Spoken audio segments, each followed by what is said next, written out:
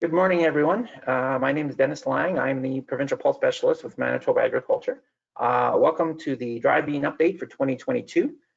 We have a good number of speakers on here today, and I'm just going to flip over to my next screen here, and we're going to kind of get rolling here. So this is the agenda here for today. We are going to start off with Kim Brown-Livingston, who is a weed specialist with Manitoba Agriculture. Her topic is going to be on dry bean weed control from a Manitoba perspective. Once Kim is done her presentation, we're going to roll into Mike Cobro. He's the weed specialist with OMAFRA. And then at right around 10 o'clock, we're going to have a dry bean weed control discussion panel. We have a number of speakers, industry people on to answer a few questions about some of their products. And then finally, we'll have the dry bean market update with Caleb Sundblad from Western Harvest Bean. So Lori, can you turn it over to Kim, and I'll get Kim to roll right into her presentation.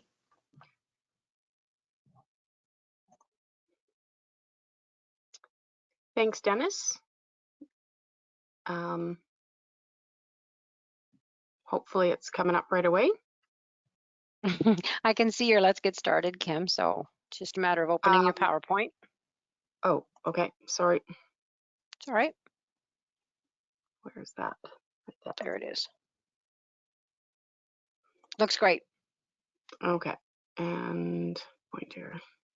There we go. Okay, thanks very much, you guys, for having me on today. And I just want to talk to you a little bit about the weed issues in dry beans. You know, this is a great crop, not a large acreage crop for Manitoba, but you know, been really profitable, and looking forward to next year. Looks like a really great crop to be growing. So unfortunately, though, when you look at our guide to weed control, our guide to field crop weed control, or our guide, we call it. When you look at the dry bean table, we don't have a lot of options in this crop. There's just, this is it. So what I've done in this table, this is at a last year's guide. Now, our new guide will be coming out in March. I strongly recommend that everybody get a new one because there's always a few changes here and there.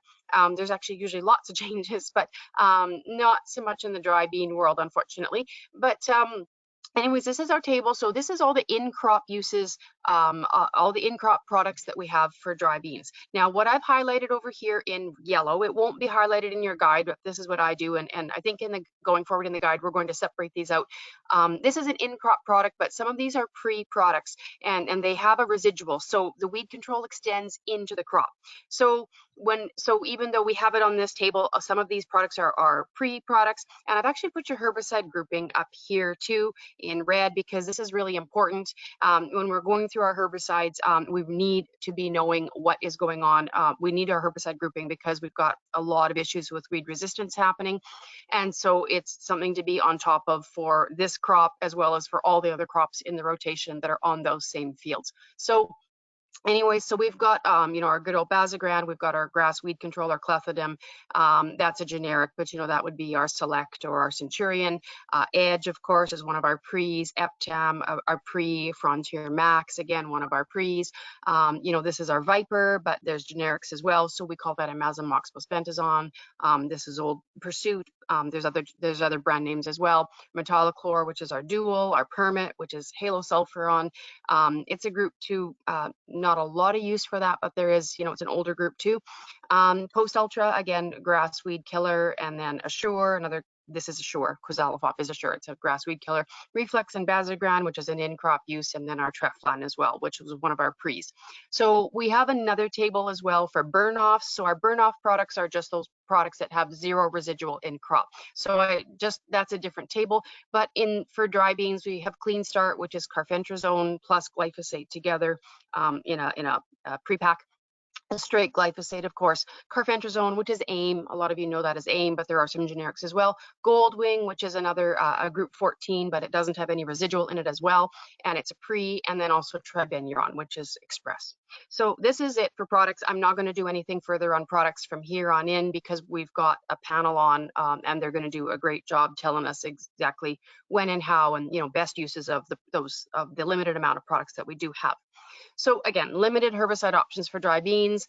We need to be looking at non-chemical methods of weed control in the dry bean year. Strategic tillage, now we have to take into consideration dry conditions, also carbon credits, because I know there's a lot of talk and a lot of noise about carbon credits, and that usually involves less tillage. So this is something to keep in mind if you've got crops in the rotation that do require some tillage, and sometimes you have to have that tillage operation in there. Cover crops, you know, in Manitoba, we haven't done a lot with these yet. There definitely are people looking at this, but we've had very dry conditions lately. So this is a crop, you know, that we're cover crops for us, we have a more limited season. And again, do they work better before the dry bean year? Do they work better after the dry beans are grown and harvested? Is it both? Is, you know, which one? So I think there's a lot of room for us to learn about cover crops, but that is a method that is being used in other places. And again, it's, you know, something that we could definitely look at. There definitely could be a place for it here, not every year, but there is probably a place for cover crops to help us out with our weed control. So weed control in the rotational crops is crucial, especially for a crop that is not competitive, low growing, usually grown in rows, wide rows, you know, all the things that make this crop not competitive and give the weeds a better chance. But using herbicides and all other methods in those rotational crops to keep the weed population down, because weed resistance is going to affect every crop we grow. Going forward, this is what we're going to be talking about. This is not going away. It is getting worse, and it's getting worse really fast. You need to be using every option available, from herbicides and all other methods, all of your cultural controls, your mechanical controls, all of those things. We need to reduce the amount of weeds that see a post-herbicide because of resistance. If we can reduce that amount, then we slow down the resistance. We're not going to stop it, but we need to slow it down, and that will lengthen the amount of time that we can still be using our post weed control options. So our weeds watch list, this is from our last weed survey, and just a heads up, we're doing a weed survey again this summer. So you'll see us out in the province. We're doing, I think, somewhere upwards of 700 fields across the province. So we do get to cover the province. We are definitely going to be coming into dry bean fields, thanks to Dennis is going to be helping us with that and picking some fields for us to go in and do, so that we have some data on those crops, on that particular crop. And but from our last weed survey, these are the weeds, you know, to watch out for that would be most bothersome in your dry bean crops. Your wild oats, it was number 4 on the list last time. Yellow foxtail, number 6. Red root pigweed, number 8. Lamb's quarters, number 13 on the list. Now it's a tier 3 weed. That's on our Noxious Weeds Act, which means it's kind of an agricultural weed, and you know, kind of that's where our agricultural weeds tend to fall in. There's 3 tiers in that act, and the higher the number, the worse they are. So a tier 3 is kind of our regular agricultural weeds. Not all of our agricultural weeds are in there, but biennial wormwood is one, and we do see it occasionally, and there are places that it can be really bothersome. It was number 20 on the last weed survey, so we'll see where that shakes out after this weed survey this summer. Kochia, it's a tier 3, this giant ragweed, common ragweed, tall waterhemp, and palmer amaranth. These are tier 1s. So these are weeds that are, a tier 1 weed is something that is not yet in Manitoba, or is here at such low quantities, or in very isolated areas that it can be contained, because these are weeds that are really can cause great economic damage, and we don't want these in the province at all. Or if they are here, they're contained, because once these aren't contained, we're in trouble. On the radar, the nightshades and velvet leaf. Nightshades have been around for a long time, but you do see them, especially on the potato fields and things. So we do see those around, but some of our chemistry does have nightshades on the label, so we do that. And velvet leaf is something that's more of an Ontario weed. We do see it here in Manitoba occasionally, but it really hasn't become a problem here, and we're very lucky that it hasn't been. So going forward, this is just a table to show you, this is group 9 resistance. This is basically glyphosate resistance. And so glyphosate came out in the 70s. And you know, when we start looking at this list, and this is when we started seeing resistance. And so resistance to glyphosate, this is the number of species. This only goes up to 2019, 2020. But these Amaranth species are on here. And they started, this is this is Waterhemp, this Amaranthus tuberculatus, that's the Latin name for Waterhemp, Amaranthus palmaris palmers. We also see kochia here, between like 2007, 2008, somewhere in there, became resistant to glyphosate. We also see up here 2 more Amaranth species. So the red root pigweed is an Amaranth species. So these species have a number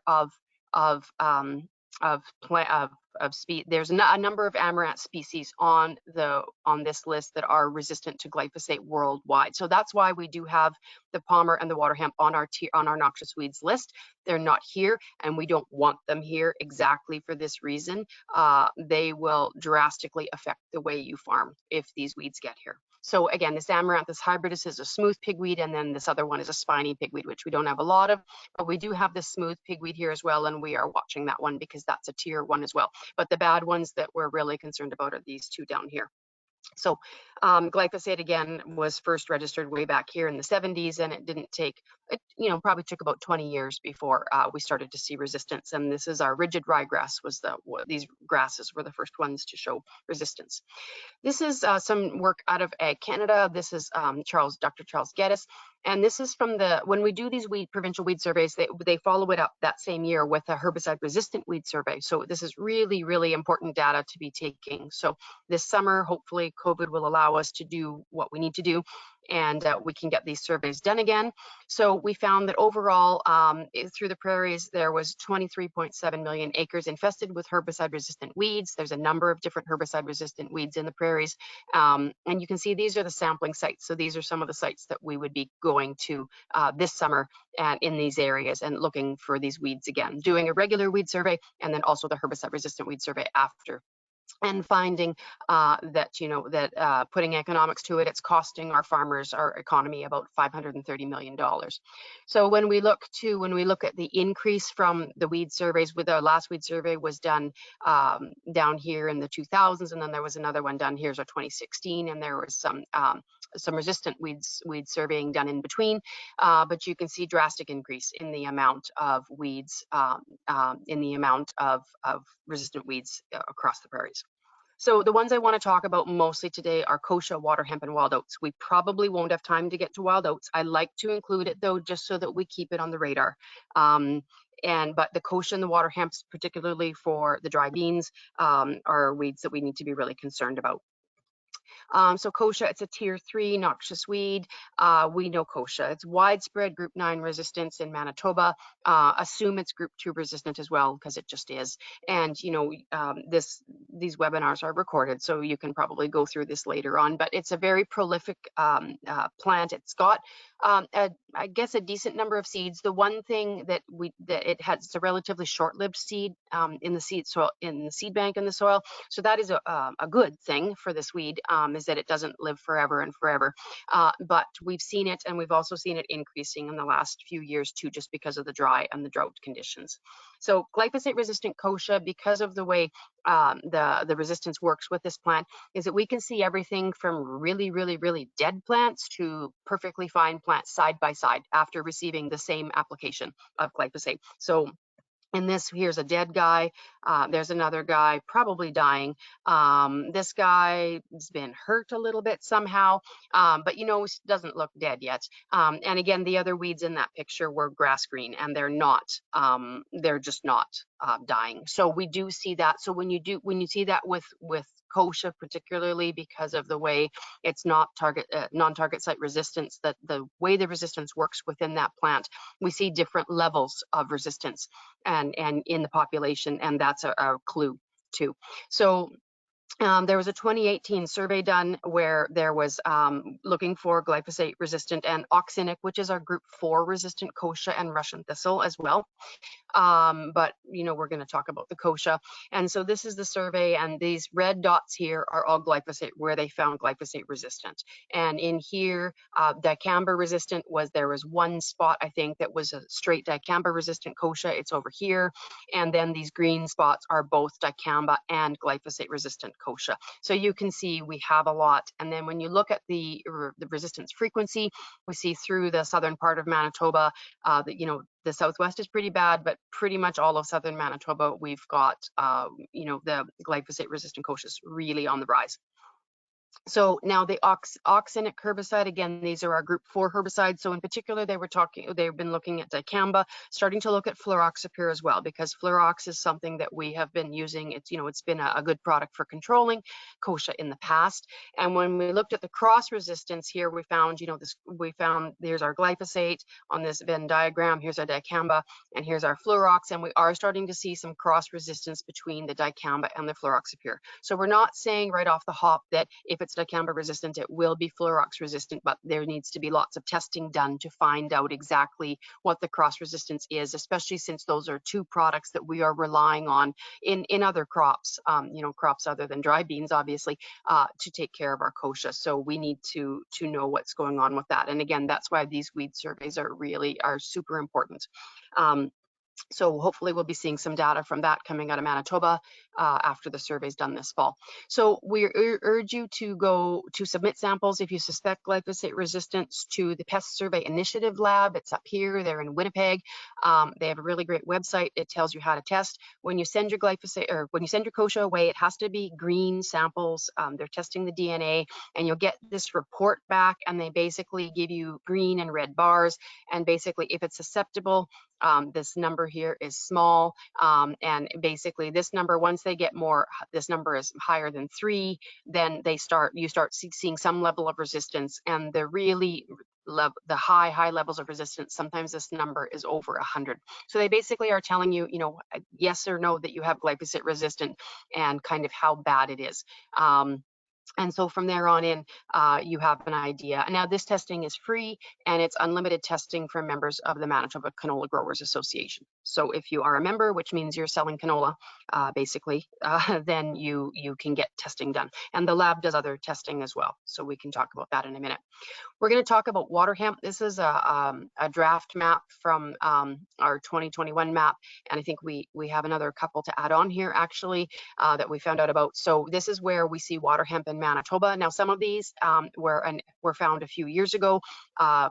So obviously, like the Waterhemp was found, I think in 2019 is when we first started to find it, and now it does seem to be, we're finding more of it in other RMs as well. So really concentrated down into this area right now, but we did find one plant, just kind of a random plant up in Dauphin in 2020 was when we found that one. So this is the North Dakota distribution of Waterhemp. Basically, it's in all of these counties, and it's in every county that's up here along the border. So we need to be watching for this because weeds do not respect borders. Just to show you a little bit about identification, when we start talking about the pigweeds, it is really hard. We all know what red root pigweed looks like. We've seen that weed for years. You know, we've got that. You know, it's challenging a lot of group 2 resistance in red root pigweed. No glyphosate resistance yet. Again, is that coming? At some point, possibly, but not yet. But you know, we do deal with group 2 resistant. But when we start looking at these other pigweeds that are worse than red root pigweed because they do have that glyphosate resistant and they are resistant to multiple groups beyond glyphosate, a lot of these weeds are really hard to tell apart. And especially at this stage, when they get big, it's a lot easier, but by then it's far too late. And at that point, we're just trying to save them from spreading seed at that point. But we'd like them to not get even this big. This is getting to be a big weed for spraying.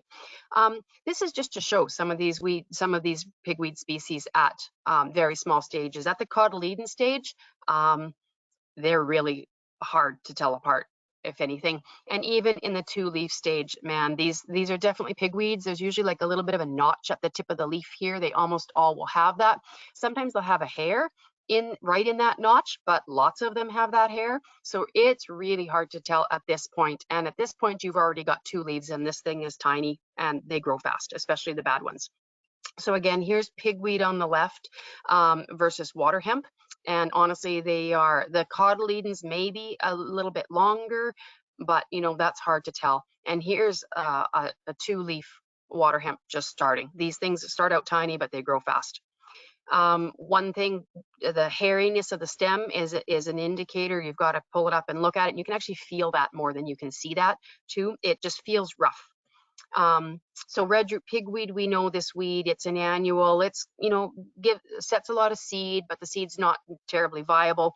Again, it's a C4 weed, so it's a warm season plant. So this thing can show up all summer long. And they're capable of setting seed quite late in the fall, even when they germinate late.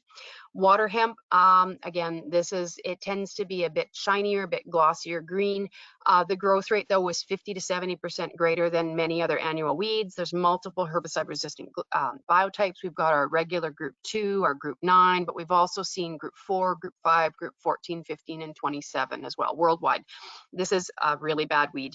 It was initially identified in 4 RMs in 2019, and when we found it, it was already resistant to group 2 and group 9. We see rapid plant establishment along field perimeters, standing water, and drainage ditches. So this thing gets in here and it starts spreading quickly. These were the original fields when Waterhemp came in, and they were tested back in 2019. And like I said, this stuff came in preloaded with herbicide resistance. So most of the fields were fully resistant to group 2 herbicides, and this group 9 in here as well, almost fully resistant to group 9. So it's showing up on our doorstep, already herbicide resistant. And we did test it. The samples were tested as well for group 5, which is your atrazine, your group 7, which is like linuron and stuff, and your group 14s, which is where your reflex and your aim and those type of things are. Those and so far these populations were not resistant to those, but we did have a population this summer that did have group 14 resistance in it. So that is there coming. So can color be an indicator if you're trying to identify this? Not really. Most pigweeds have some red on them somewheres. I have seen Waterhemp that is absolutely green and no red anywheres, but I've also seen red root pigweed like that. So you can't always go by color, but sometimes the Waterhemp is bright and shiny, glossy green sometimes. Other times not so much, but I have seen that as well. So that one can be a bit of an indicator. This is what it looks like when it's dying here. So 2,4-D, again, in other crops other than our beans, our soybeans, our corn, our row crops, we do have products that still do a good job on it. Now, this was a very big plant to be spraying, so hopefully they would be spraying before this. And then this is just to show Shield-X, which is a group 27, has good activity. So that's finding a lot of use in our corn crops, and Amazon as well does have good activity on it. So but again, in different crops than dry beans. So again, there's our red root pigweed and our Waterhemp. Now, when we talk about Waterhemp and Palmer Amaranth, they have male and female plants. This is how they can become resistant a lot more quickly because there's a lot more outcrossing. And so you will see distinctive different plants, but the female plant obviously is the one with the seeds on it, and the male plant, they look different, but they have these long spiny seed heads. They can be like a foot long in some cases, and in Waterhemp, they're lots of times a good 6 inches long. So a little different looking than your red root pigweed once we get to this stage. But by this stage, like, we really need to get this out of there before it's at seed. So this is just to show how quickly this can grow. This is Waterhemp in these 2 pots, and this is Palmer Amaranth. This is 4 days after emergence. Both of them, you can see already the difference, 4 days after emergence, and these back pots are 16 days after emergence. So you can see this weed can get out of control really quickly. And so again, both tier 1 weeds. We found Palmer Amaranth this last summer. We found 2 plants, 1 male, 1 female in 1 field. And so, you know, it was a bean field, but they were pulled out and destroyed before. There was no seed set on them, but we will be watching because, you know, where did it come from and will there be more? So, and again, this is just to show you, this actually is a soybean field, but here's a Waterhemp, there's a Waterhemp. These are all Waterhemp plants all in here. There is soybeans in here, but it's mostly Waterhemp. And I did see 2 fields like this summer where they were actually mowed down. Parts of the fields were mowed down because you couldn't get the Waterhemp out of there. So in soybeans, more than 20 plants per square foot can reduce soybean yields by 44%. And cause an average yield loss in corn of 18% in Ontario. That was up to 84%, but up to 84% total. And Mike can maybe speak to this as well if you want. And it caused an average yield loss of soybean of 43% in Ontario farms, up to 93% though when infestations were bad. So it can be really bad. So what to do when you have water hemp? Again, initial testing indicates that you got a good chance of it being resistant. So group 2, group 9, but we still need to have it tested so we know what we're dealing with, because, you know, one of those, you know, we still might have products that work. Does not appear to be a problem in competitive crops like wheat and canola. It might be a problem after. There can be some grow after harvest, but in crop, it seems to just, the products we have are doing a good job at taking care of it. But it's a serious problem in corn and soybeans, obviously dry beans as well. So we need to talk about herbicide layering to get the weeds out early when the wheat crop is not competitive, because in-crop options become extremely limited or non-existent. Herbicide layering is using multiple active ingredients from different herbicide groups to control the same weed in the same field in the same year. So not necessarily the same tank load. So it means usually a lot more products and more spraying. And that's just the way it is. There's no getting around this. It's more, and at the end of the day, it means more management. And that's just the way it's going to have to be. So it can also provide improved weed control and return on investment if you don't have resistance. So you just do a better job of weed control in general. And again, we want to reduce the amount of those weed seeds that set seed and get sprayed for the next time we're spraying. We just need to be reducing the amount of weeds out there. And layering can also be used to reduce multiple resistance in one weed or address several weeds each that are prone to resistance in different herbicide groups, because you're just throwing more products at it, more groups, more products. But again, at the end of the day, it's a lot more management. So I will have time hopefully to just touch on wild oats, I think. And so basically when we're looking at wild oat resistance, these weed surveys were done here. This is again, Charles Geddes, this work is from Becky actually, but Charles Geddes has presented this. And when we look at the increase in wild oats in Manitoba, we found 78% of the fields tested had group 1 resistant wild oats in them. So you see a huge increase in the amount of wild oats resistance in the fields that were tested, in the fields that were sampled and tested in that 2018 survey. And when we look at group 2, again, the lower resistance, our Manitoba is 43%, but we do still have, it still is increasing. And then of course, when we get to multiple resistance, which is group 1 and group 2 together, we have 42% of the fields that were tested have that multiple resistance wild oats. And the problem with wild oats is that we run out of products. Once you're out of group 1s and group 2s, there's not a heck of a lot left. There's also group 15 resistance. This is actually from a paper back in, I can't remember the year, 2017. It's from quite a while ago. It was Amy Mangin's work. And she was working with, did a big PhD study, and this is just one small part of it. And they actually found triolate resistant wild oats and unexpected resistance to pyroxasulfone, which is a group 15, and sulfentrazone as well. That's our authority. And so, when you look at that now, we also have found this triolate, that was your Avidex, that was a group 8. There's been some reclassification at the Herbicide Resistant Action Committee, which is a worldwide group of scientists that work on herbicide resistance, and this is where we get our herbicide groupings from when we talk about glyphosate's group 9, and triolate, which was Avidex, was group 8. It's actually been reclassified into group 15. It's a different kind of a group 15 than the other ones, but it's still been its mode of action. It's actually grouped in with the group 15. So you'll see that in the new guide. Group 8s don't exist anymore. They're in with our group 15s, and so there's, from a resistance standpoint, that makes a difference, because when you're looking at wheat and or barley herbicide options, if say you have group 1 and group 2 herbicide resistant wild oats, anything in red here is off the table because we can't use it. So Achieve, I know there's other brand names, but that was one of the first tralcoxidum that was used. Amazamox was used, obviously, in Clearfield crops. And so that's a group 2. Assert, now it's off the table now too. There's a bit of it floating around out there, but it's gone.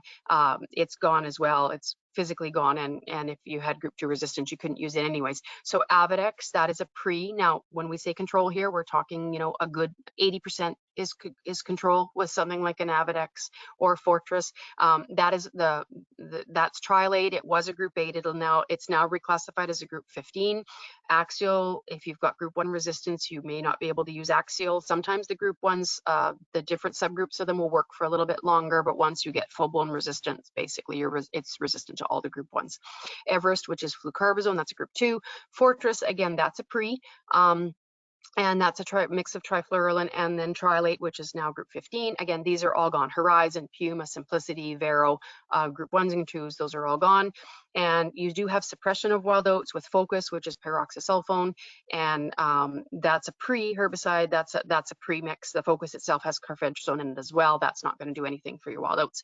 And your Fierce, which is again peroxysulfone, that group 15 and flumioxazine, that's a group 14, but those are only suppression. And then you also still have suppression with Treflan, which is a group 3, and again, it's a pre. So you have run out of in-crop options. You're out. You're basically down to the pre's, and some of them are just suppression. So this is a big thing. But this is my last 2 slides, so hopefully just got a minute or 2 left. And when we talk about, these are slides from Neil Harker, and did some really great work looking at other factors other than herbicides. So looking at wild oat biomass at maturity. So what they did was they took what would be considered a really poor rotation, which was continuous barley. So it's just barley, barley, barley, 4 years in a row of barley. And then within that study, they looked at the seeding rate. Did we seed a low seeding rate or a high seeding rate? Because high seeding rates give you more plants, which is more competitive. Looked at the cultivar. Is it a short barley or is it a tall barley? And for something especially like a wild oats, a tall crop, they grow taller, they're more competitive, they shade out the weeds, they get taller quicker, just because in general it's a taller variety. They looked at that. Then they looked at all of these factors together, the combination of the rotation, continuous barley versus this rotation over here, which was barley, canola, barley, peas. I mean, that's a really good rotation. Lots of diversity in there.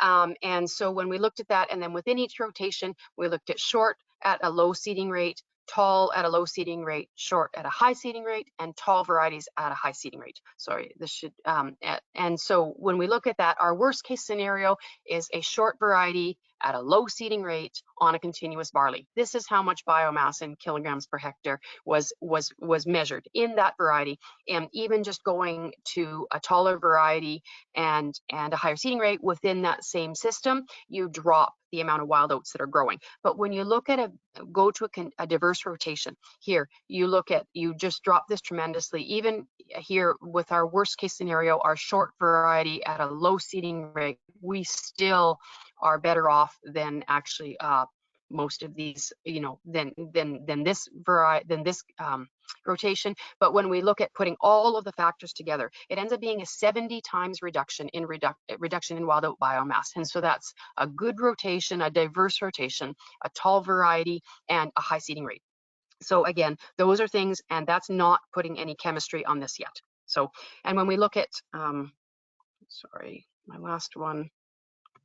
When we look at the seed production, because again, we've got to start producing less seed. We've got to get less weed seeds back into the ground for less plants to grow for us to hit with a post-herbicide, because we're running out of post-herbicide options. And when we look at this, again, the same thing, continuous barley versus the rotation, short with the different seeding rates. This is our worst case scenario. This is our short variety, our low seeding rate. And then when you drop this down to here, this is our better rotation, a tall variety, and a good seeding rate, a much higher seeding rate, so more plants. We look at a 37 times reduction in wild oat seed production. So just looking at these things, these are when I'm saying that we need to be doing everything we can. We need to use all of the options we have for weed control, not just herbicides. So that's my last slide, and I think I am out of time, and it's Mike's turn now. Thank you. Thanks, Kim. Yeah, thanks, Kim.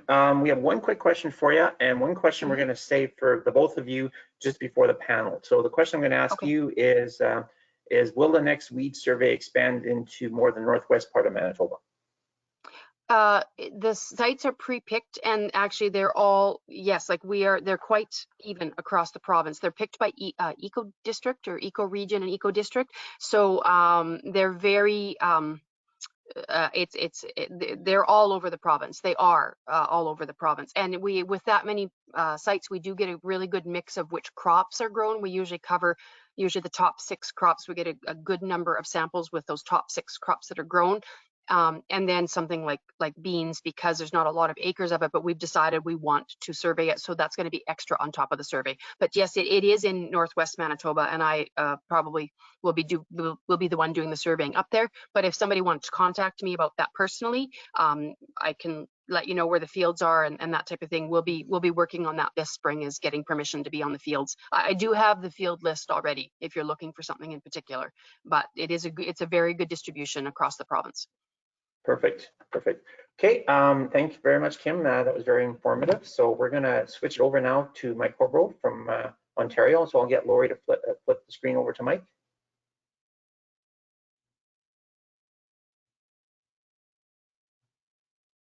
And Mike, you can just take it away. Perfect. Thanks, Dennis. Thank you for having me.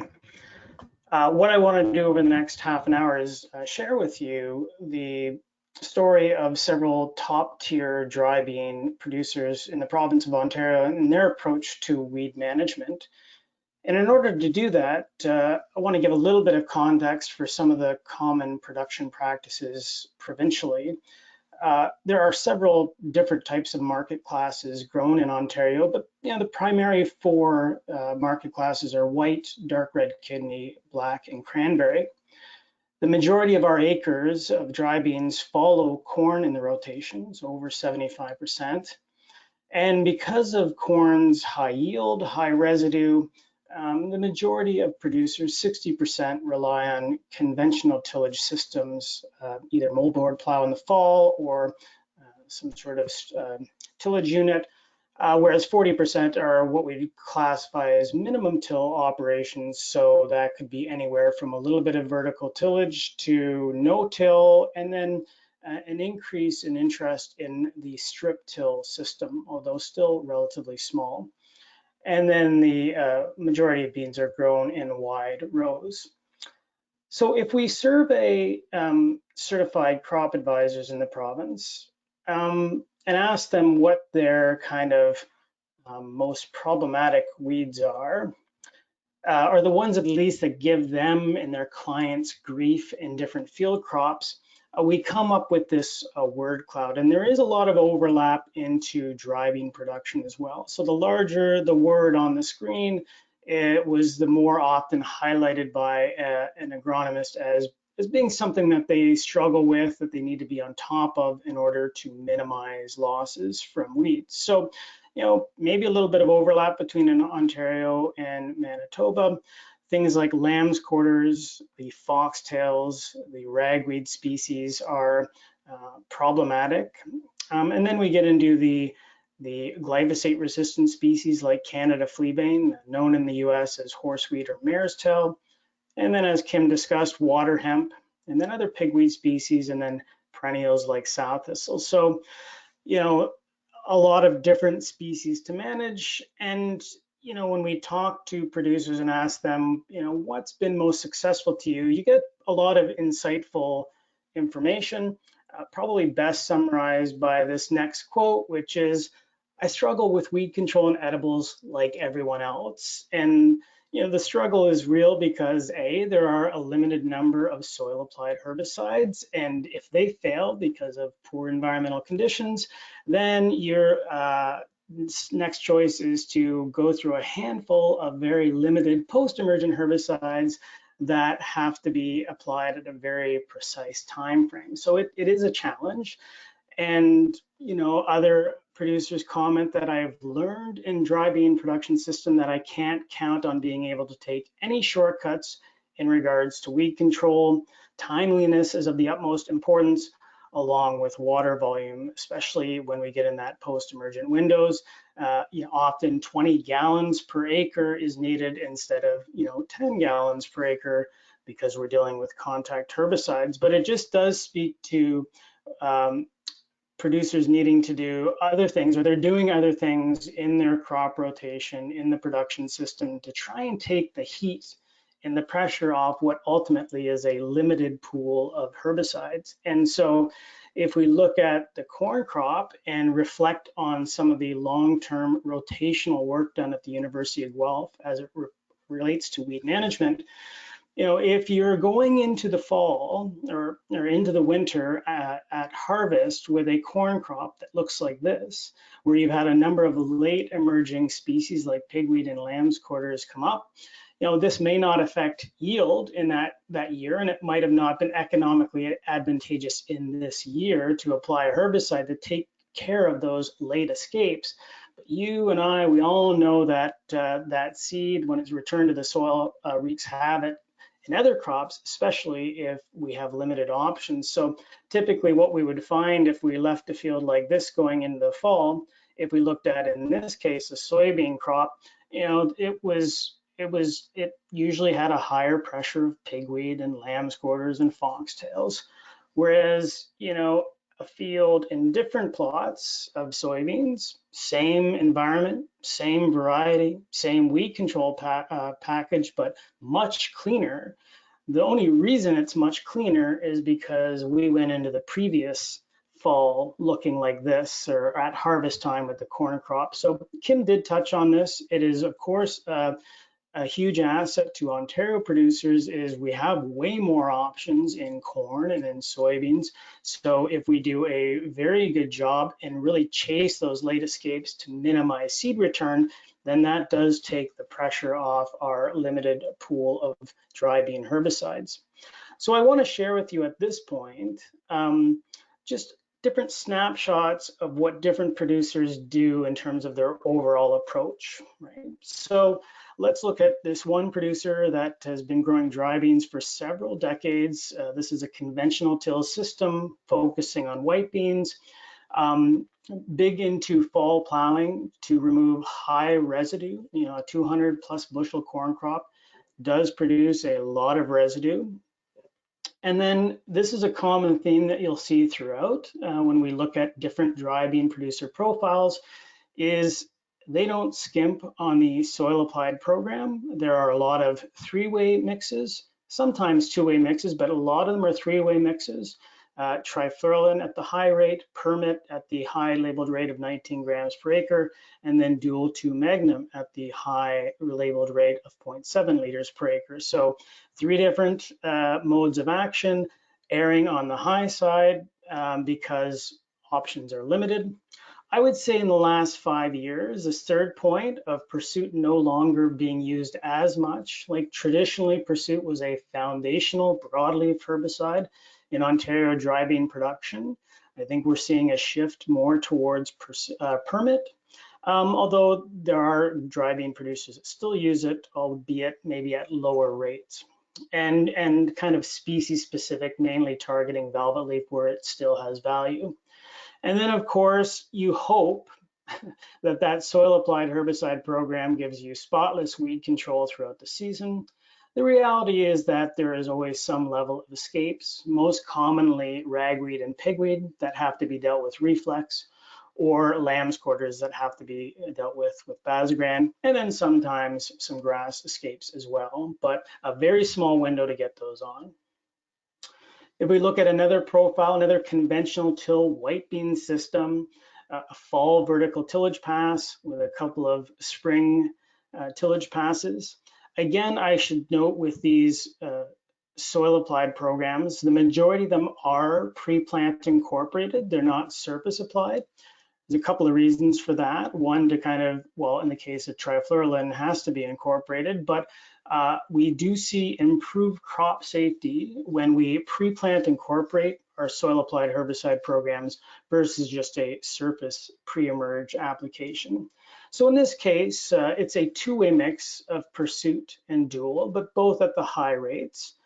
We're fortunate in the province to have Dr. Peter Sikkema in his dry bean research program at the University of Guelph, and he's done a lot of work at looking at different combinations. And often the two-way mixes provide a high level of weed control. I do think we see growers erring on the side of three-way mixes just to kind of as a form of insurance against one maybe not performing as well, or because of unpredictable environmental conditions. Again, Reflex and Basagram are really both of those get utilized in the post-emergent window. And then the comment from this particular grower is that they often separate out the grass herbicide from the broadleaf herbicide. I think as everyone listening knows, you add a grass herbicide from the group 1 category to broadleaf herbicides, you see some antagonism. We can sometimes overcome it with increasing the rate of those grass herbicides, but by and large, better if you separate them out, and especially with supply chain issues where maybe we don't have as much supply, the separating out allows us to maybe use lower rates. Now, moving to kind of more minimum till or strip till systems. Now, again, not a whole lot of strip till systems in the province, but seeing more of them, and it's kind of a nice balance between no-till and conventional till, where you have tillage in strips, and you can see in the picture below a high level of corn residue in between those rows that provides some level of mulching, weed control. So often there's a fall strip tillage pass, and then in the spring, a three-way mix of trifluralin, permit, and dual, all at high rates, and then prior to the strip till application. So you're incorporating those herbicides with those strip till units. Of course, in between those stripped tilled areas, you're not getting incorporation, and so maybe that's not utilizing herbicides like trifluralin as well. But again, that residue in between the rows might be providing some non-chemical weed control. And then again, Reflex, Basagram, Post. So you're seeing, fairly typical trends here of approaches, right? So the last one, before we get into a bit of an outlier in terms of strategies, just some different combinations here. I don't believe in Western Canada you have access to prowl, but here's kind of a more traditional mix of a lower rate of pursuit. The labeled rate is 125 milliliters per acre. Some of these smaller seeded edible beans are sensitive, and so producers have reduced rates to maybe 100 milliliters per acre, 75 milliliters per acre, with, in this case, dual and prowl, and then, just applied prior to that shallow strip tillage pass, and it's the strip till unit that's doing the incorporation. So in terms of then outliers, in terms of people looking at unique things to kind of supplement herbicide weed control, I want to focus on a producer that does strip till black bean production. So he's utilizing a cereal rye cover crop. It's planted the previous fall. It's actually drilled in at a fairly low rate in after corn harvest, so a very small window for a lot. He terminates it 7 days prior to planting with a glyphosate or maybe other tang mix, and then puts on a three-way mix of dual, pursuit, and permit. You'll note the pursuit rate is lower, the dual 2 magnum rate is at the low end of the labeled rate, and then they may add glyphosate to the tank if there's a new flush of weeds in that period of time. And then again, the strip till unit is incorporating the herbicide. And then like everyone else, right? Same old story, Reflex, Basagram, Post. So let's look at cereal rye and maybe why are a handful of producers investigating this as an option to use. So in this case, cereal rye, not high rates, seeding rates, like 40, 50 pounds per acre is the majority of what people are applying. In this case, seeded mid-December. So for most of Ontario, there's not much of a window to do that, but this particular producer is making it work. He's actually drilling it in, and there's other ways to do it that I'll show you later. But this is May 24th. This will be terminated shortly. So the fall strips were laid here, then it was drilled with cereal rye. This cereal rye will be terminated about 7 days prior to planting, herbicide applied, a three-way mix, and then the strip till units go down. And so you might be asking yourself, it seems like an awful lot of work, like why bother? What's the gain in this from a producer standpoint? So a couple of quotes from different producers. In terms of cereal rye, it's done a great job of suppressing weeds. It has not eliminated the problem, but vastly reduced the pressure of a lot of broadleaf weeds. So they're seeing some benefit to weed control, particularly broadleaf weed control. Another couple of producers said, I've had good success planting edible beans into cereal rye. Another says, I've been able to observe that both weed control and edible bean growth is better where they were planted into a decent rye stand. And so from a weed control perspective, we have done some work on this. And this is an overhead shot of, again, on the left-hand side there, about 50 pounds of cereal rye, to the right-hand side, which has a Canada fleabane that's glyphosate resistant. And certainly you look at that and say, well, there's not a ton of shading or residue going on that would inhibit the growth of Canada fleabane. But what's happening, as many know, is that that rye crop is producing an allelopathic chemical through the roots. It's kind of like the rye plant spraying its own herbicide into the soil, and that happens to be potent against Canada fleabane. The allelopathic chemical is referred to as BOA, and on your screen here, this is just a snapshot of 3 different petri dishes. We're using lettuce here because it always shows better in slideshows, but effectively, this is the compound that it's exuded from the roots. So on the far left-hand side, there's a petri dish with agar medium, no BOA impregnated, and we see normal lettuce growth. As we increase the dose of BOA, and this is in the range that is known to be exuded from the roots of cereal rye, 1 micromole in the middle, 5 micromoles on the right-hand side, you can see as the dose increases, the germination is inhibited of lettuce. And what we see out in the field is, much like a herbicide, it all depends on how much of the chemical is applied and when, relative to germination of fleabane. But even still, if we don't see a reduction in germination of fleabane, which we usually do, like if there's not enough of the chemical exuded, we still see a stunting of plants. So we see fewer plants and stunting of plants. And as we get away from that BOA layer, further away from the rye crop in this picture, you'll notice kind of normal growth of fleabane. I should point out that recently in Iowa State University, they've also demonstrated that if they look at seed banks of fields that incorporated cereal rye, they were seeing reductions in the seed bank of species like common water hemp. So again, another tool that can be integrated into a dry bean system. The challenge, of course, is getting it to establish into the fall so that it's, doing its job in the spring. And so how do you do that? And again, growers are innovative, they'll figure that out. This is a video of Warren Schneckenberger, a farmer in Eastern Ontario that, broadcast applies cereal rye as corn leaves are senescing, and he's getting a good stand of cereal rye. So it can be done. Of course, there are other tools, traditional tools like inter-row cultivation that are utilized by some producers. But the challenge, and speaking with many, is dealing with those escapes. And so some have tried weed wipers to varying levels of no success, right? Weed wipers are difficult to use. You usually feel like you're getting more product on the crop than on the weeds. But there are kind of new innovations that some producers have been trying. And one particular organic dry bean producer has a unit called the Weed Zapper. And this does have some promise from a weed control perspective. So it effectively is shooting 12 to 13,000 volts of electricity through a plant. Of course, it requires a fairly high amount of horsepower.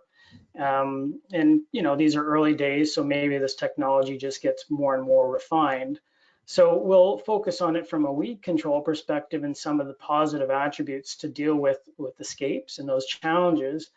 And I would start off by saying, it is surprisingly effective on things like perennial sow thistle, at least in terms of top growth controls. So what you're seeing on the slide here to the right was not zapped, to the left was 10 days after zapping. So, I guess I've been around enough to be kind of skeptical that this will have meaningful reduction in a perennial weeds control, but happy to be wrong.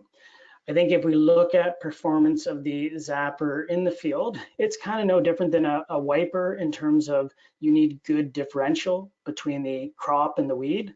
But there are certain weeds like annual sow thistle that are, super sensitive to 12,000 volts. Common ragweed is another one on the screen there that does a nice job of getting zapped. and same with lamb's quarters and pigweed. The species that, of course, are less affected by the weed zapper are things like the foxtail or any grassy species. One, they don't get over the canopy very high, so there's not that great differential.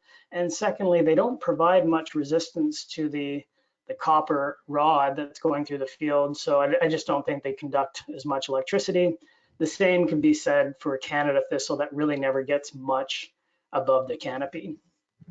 So to kind of close things off here, summarize what I've learned from Ontario dry bean growers over the years is that it's, we don't want to skimp on these soil applied weed control program. That's why for many you're seeing three-way mixes. The grass herbicide tank mix partners are dependent on the weed spectrum and market class of edible beans, but you'll see that a lot err on the side of two different grass herbicides with their highest labeled rate.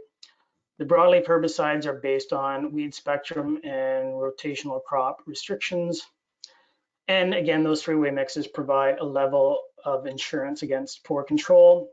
And just to reiterate this point, the pre-plant incorporated applications reduce the risk of significant crop injury in Ontario. So this is a picture of dual 2-magnum injury where it was not applied PPI, it was surface applied, and then a very heavy rainfall occurred. And what that looks like in the field on the left-hand side, that's kind of maybe at the peak of injury, June 20th. This is, getting on 8 years ago.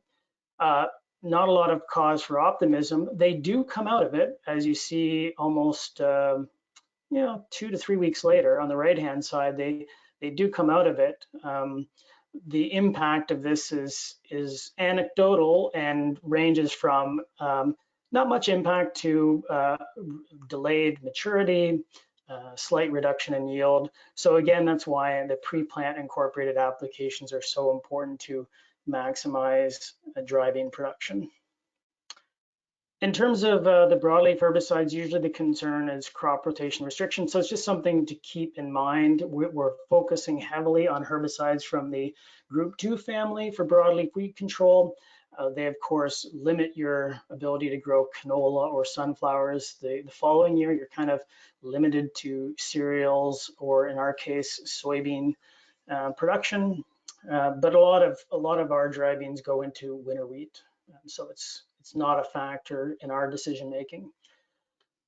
And then secondly, scouting is huge to kind of catch things at the right time, and scout for escape starting at 10 to 14 days after the application of a soil applied herbicide. Why that interval? Well, largely if a herbicide is going to fail and you're going to see germination of weeds in Ontario anyway, it's going to be about 10 to 14 days after that application, because Reflex, Basagram, I mean, we're all familiar with those herbicides. They're not super forgiving in terms of size. A 10-leaf pigweed is going to be difficult to control with Reflex. And it allows, you follow up weekly until the last possible opportunity to spray. And then the last point, and it's a difficult one because it affects efficiency of acres per hour, but it's very important is with contact herbicides, it's don't skimp on the water volume. 20 gallons per acre is way better than 10 gallons per acre. And of course, the challenge is we want to be like Reflex is decent on, it's about the only thing you can do on nightshade if it fails to be controlled with the soil applied product, but it needs to be super small. And I'll leave with the last slide here, which is, this is why scouting is so important in the post-emergent window. Like this is 2 snapshots from this past spring. We have on the left-hand side a lamb's quarters that just kind of up at the 2-leaf stage on May 27th. 9 days later, it's at the 6 to 8-leaf stage. So the upper end of the Basagram labels sensitive stage. I'd rather be spraying there at that time on June 5th, because now at least I'm going to have a bunch of other lamb's quarters that have come up that are smaller. I'm going to have better success there than if I pulled the trigger early. But at the end of the day, these are very small windows and small opportunities of time. So we kind of have to utilize scouting to take advantage of those to the maximum. So again, lots of good people in the province. My colleague Megan Moran, who does a lot of great work in dry bean production, is always helpful around this stuff, as well as you know, the crew at the Ridgetown campus, University of Guelph, Peter Sycamores program. And then of course, we're lucky to have the Ontario bean growers, researchers from Agriculture and Agri-Food Canada, and Francois Tardif and Swanton at the University of Guelph. So that is it for me. Perfect. Thanks, Mike. We have a couple questions here for you. This one is for both you and Kim. This one came in earlier. Does anybody know about aciflorofin, and can it be used in dry beans, specifically pinto beans? That's the first question. Right. So what I would say on that, aciflorofin, to the best of my knowledge, not labeled for use on dry beans. I know in the late 2010s, so 2017, 18, 19, I will follow up on this, but I know Peter Sycamore was looking into the use of aciflorofin on dry bean production. I know he's published a paper in Adzuki beans, which is not helpful for pinto beans, but I believe that work has been done. It's not, there's not a registration for it. And the other product that is similar is under the brand name Hurricane, which is basically a premix of aciflorofin and bentazone, the active ingredient in Basagram. So I will follow up. To the best of my knowledge, just having gone through herbicide labels recently, I'm almost certain it's not registered currently in any dry bean market class. Happy to be wrong though.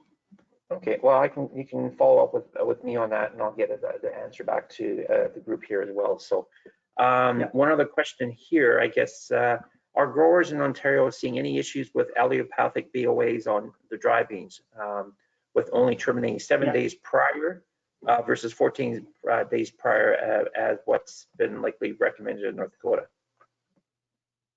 Yeah, that's a good question.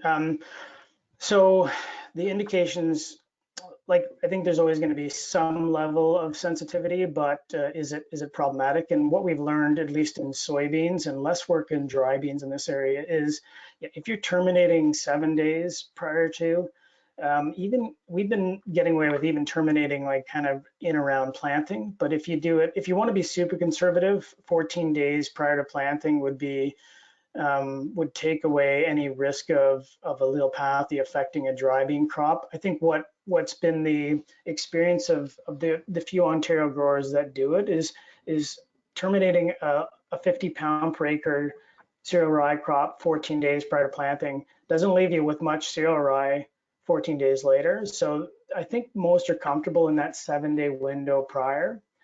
Cereal rye also ties up nitrogen. So if you're a dry bean producer that does do some sort of pre-plant nitrogen application like that, or you might have to use supplement nitrogen in that system. Like there are some things to figure out there. Generally speaking, I'm not very concerned about allelopathy on soybeans or dry beans.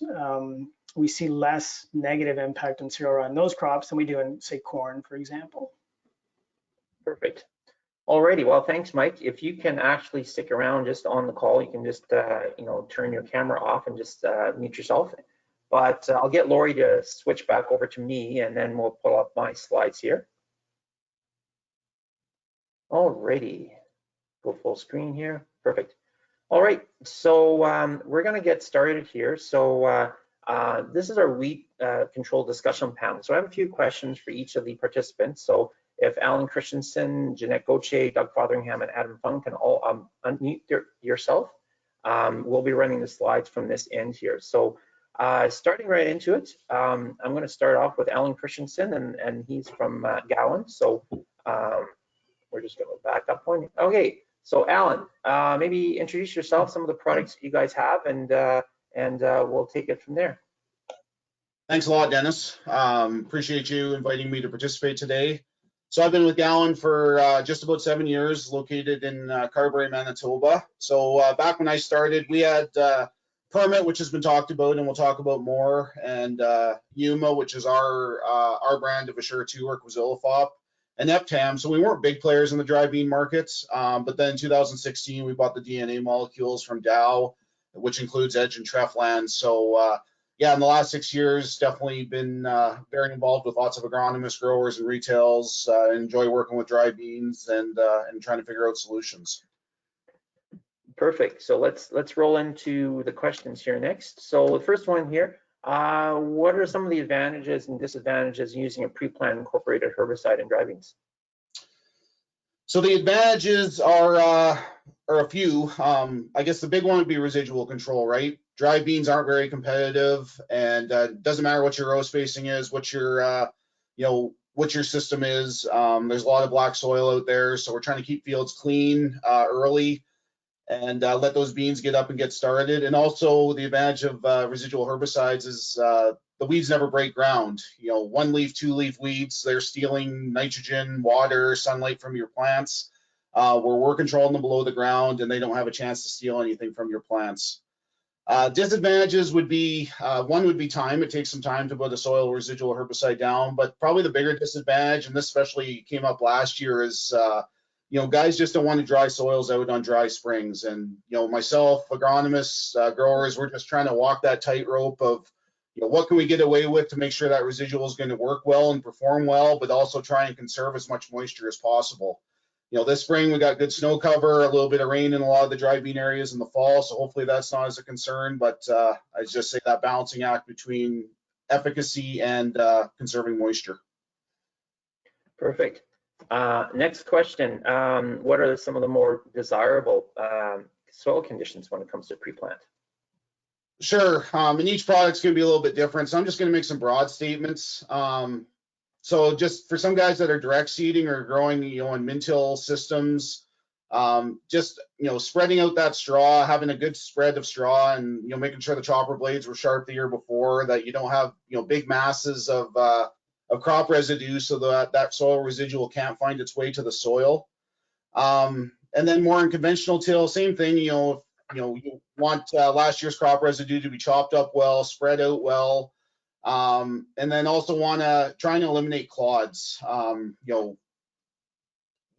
fields don't need to be as mellow as your kid's sandbox, but those real big clods are really going to affect how well that soil residual spreads in the soil and how evenly distributed it is.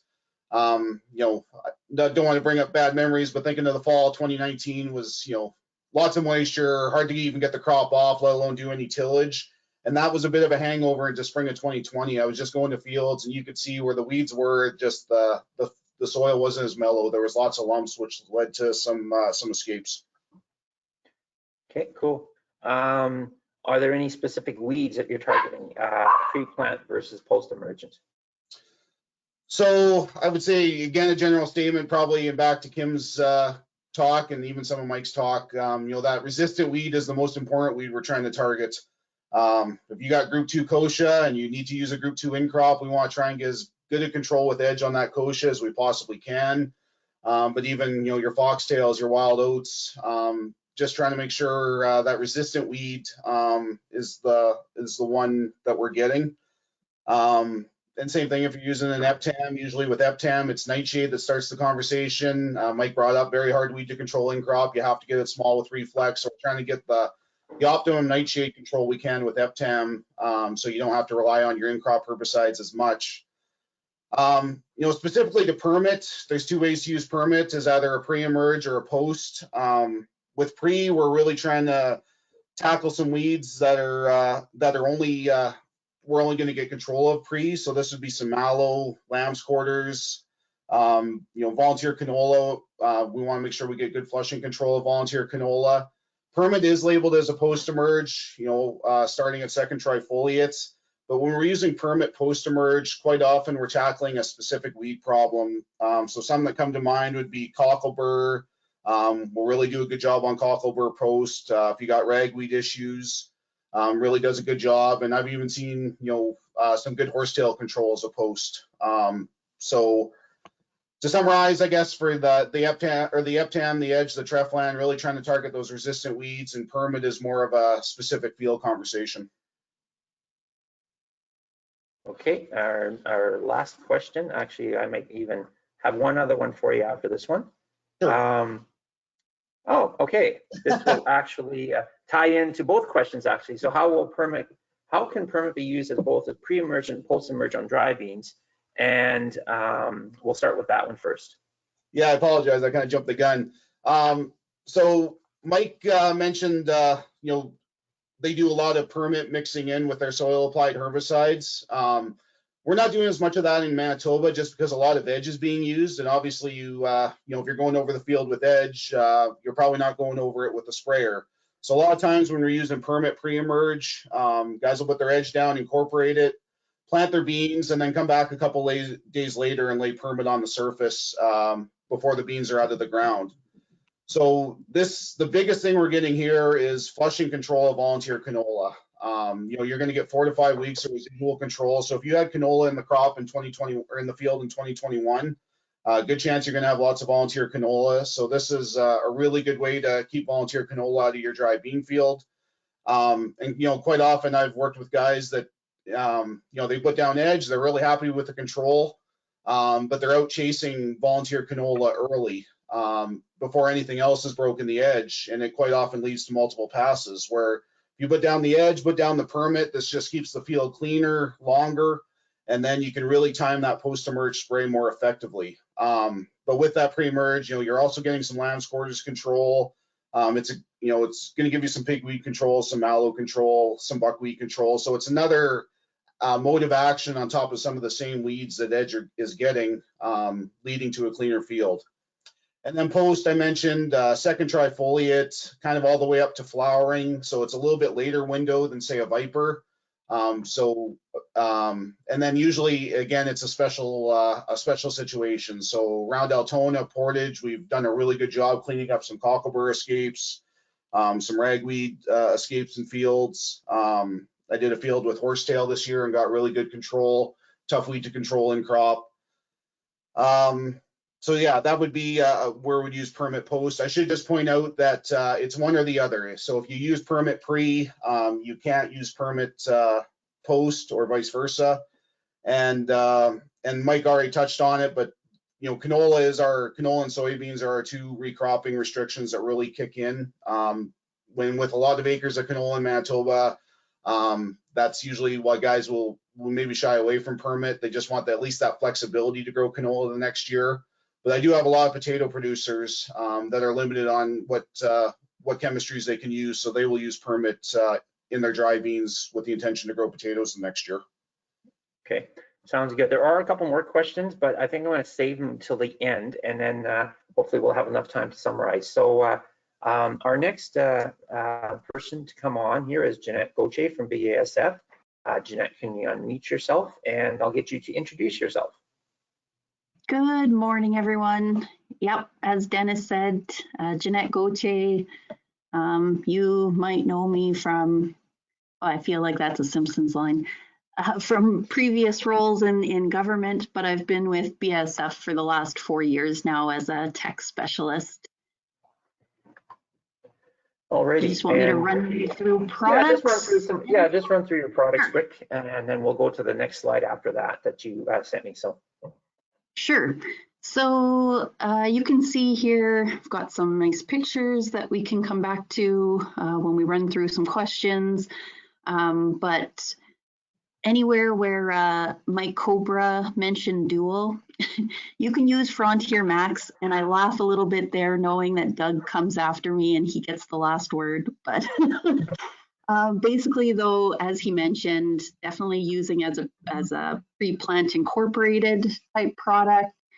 Like to see it even in addition to edge, but you can't tank mix the two. We can talk a bit more about that. But if you're dealing with resistant pigweeds or nightshades, that's a very good addition to your program. And then I think if you're a dry bean grower in Manitoba, you'll be very familiar with our post herbicide offerings. So Viper, Basagram, and then we're moving away from post a little bit, just in terms as our dim, you know, there are some MRL issues maybe popping up in some other pulses, and so Centurion will really be the focus here, and then pre-harvest would be our heat LQ. All right, so I'm going to flip over to the next slide here, and just to say that you do have a couple of fungicide projects here, fungicide products as well, and just to show you those ones here. But I think what we'll do, just in the essence of time here, we're going to move on to our next question here.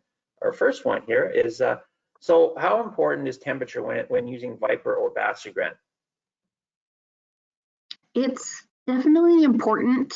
I'm going to list a few other conditions too, but just to hit the temperature recommendations, because that Basagram component is a contact, and also in Viper as well, that bentazone portion.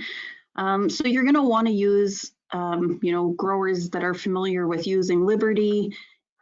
It's the same type of recommendations.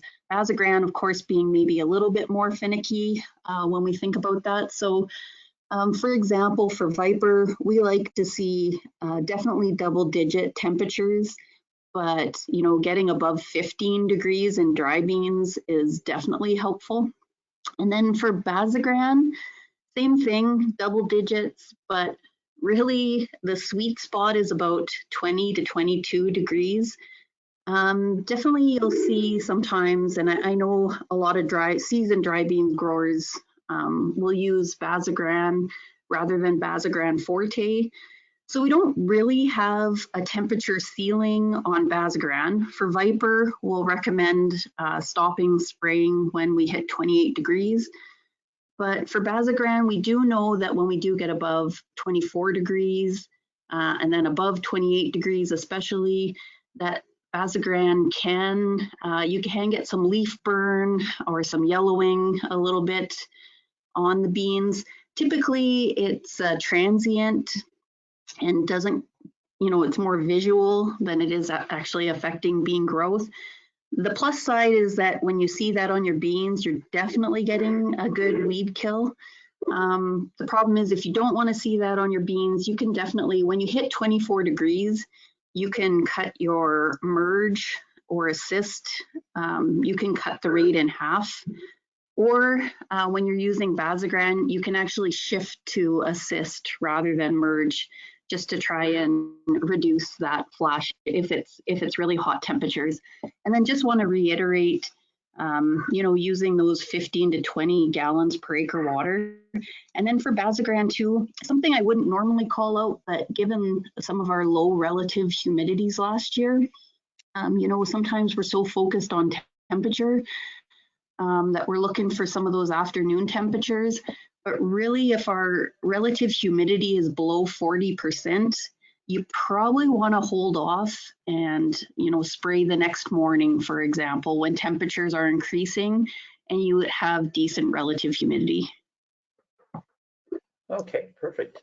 So our next question here is, well, I guess you kind of covered this. So what adjustments you make? Yeah. So we'll skip on to the next one here. So yeah. I'm calling an Alan. Well, that's okay. That's good. That's what happens when you get the question in advance. So, so what stage should you stop spraying beans? That's a question that I always get, is you get these late flushes coming through. So what are your thoughts on that? Well, since we're recording, I'm just going to say that the Viper label, you've got your first to second trifoliate, although I do know some growers that will spray their, you know, black beans, navies, or pintos up to the fourth trifoliate. Probably be a little bit more cautious with some of those real specialty beans like kidneys and crayons. When it comes to Basagram, again, you can see when you look at the label, we don't really have an end point, but we typically like to see weeds controlled before flowering starts. And while you could probably spray Basagram while the plants are flowering, you do run the risk of either blowing some of those flowers off when you actually go through with the sprayer or just knocking them off. And then depending on conditions, you could get some burn as well. So really wanting to get in there, you know, kind of to Alan's point with that early weed control. And even if you're doing a rescue treatment with Basagram, trying to get in there before flowering. And some of that you have to take into account too, that you don't want to do any revenge spraying either. Like if there's weeds that are well past the stage that they're going to really be controlled, you know, like if you have some, there may be other considerations to look at for the fall too. So yeah, it might make you feel good, but yeah, it's probably not going to work very well. So one of my last questions for you here, what are some of the keys to success in getting good dry down when using heat? And are there circumstances when you may want to delay application? Yeah, so we have, this is one case where I'd actually direct dry bean growers to the east. We have a BASF desiccation guide for heat. It's a timing guide. And the one for the west does have dry beans just in general, but our eastern guide actually pulls out the different classes of dry beans with pictures. But I guess to quote some of my colleagues from the east, some tips definitely would be to be fashionably late.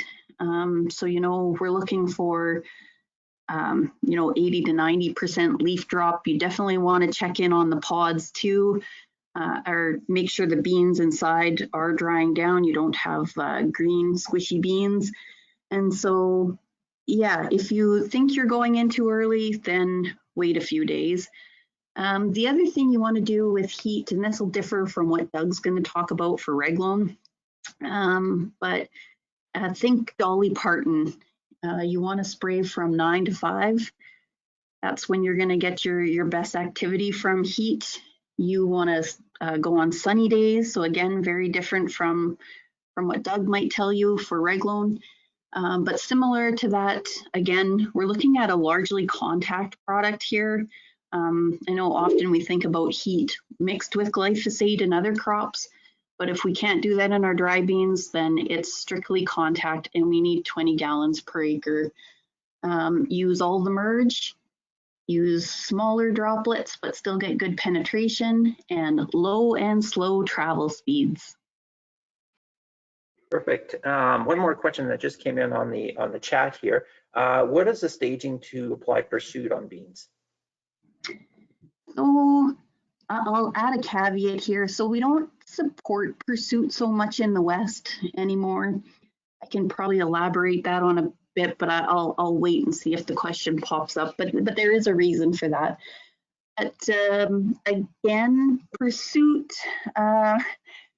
you know, we do have our labeled staging. I definitely know that there's growers that push that, similar to my response for Basagram.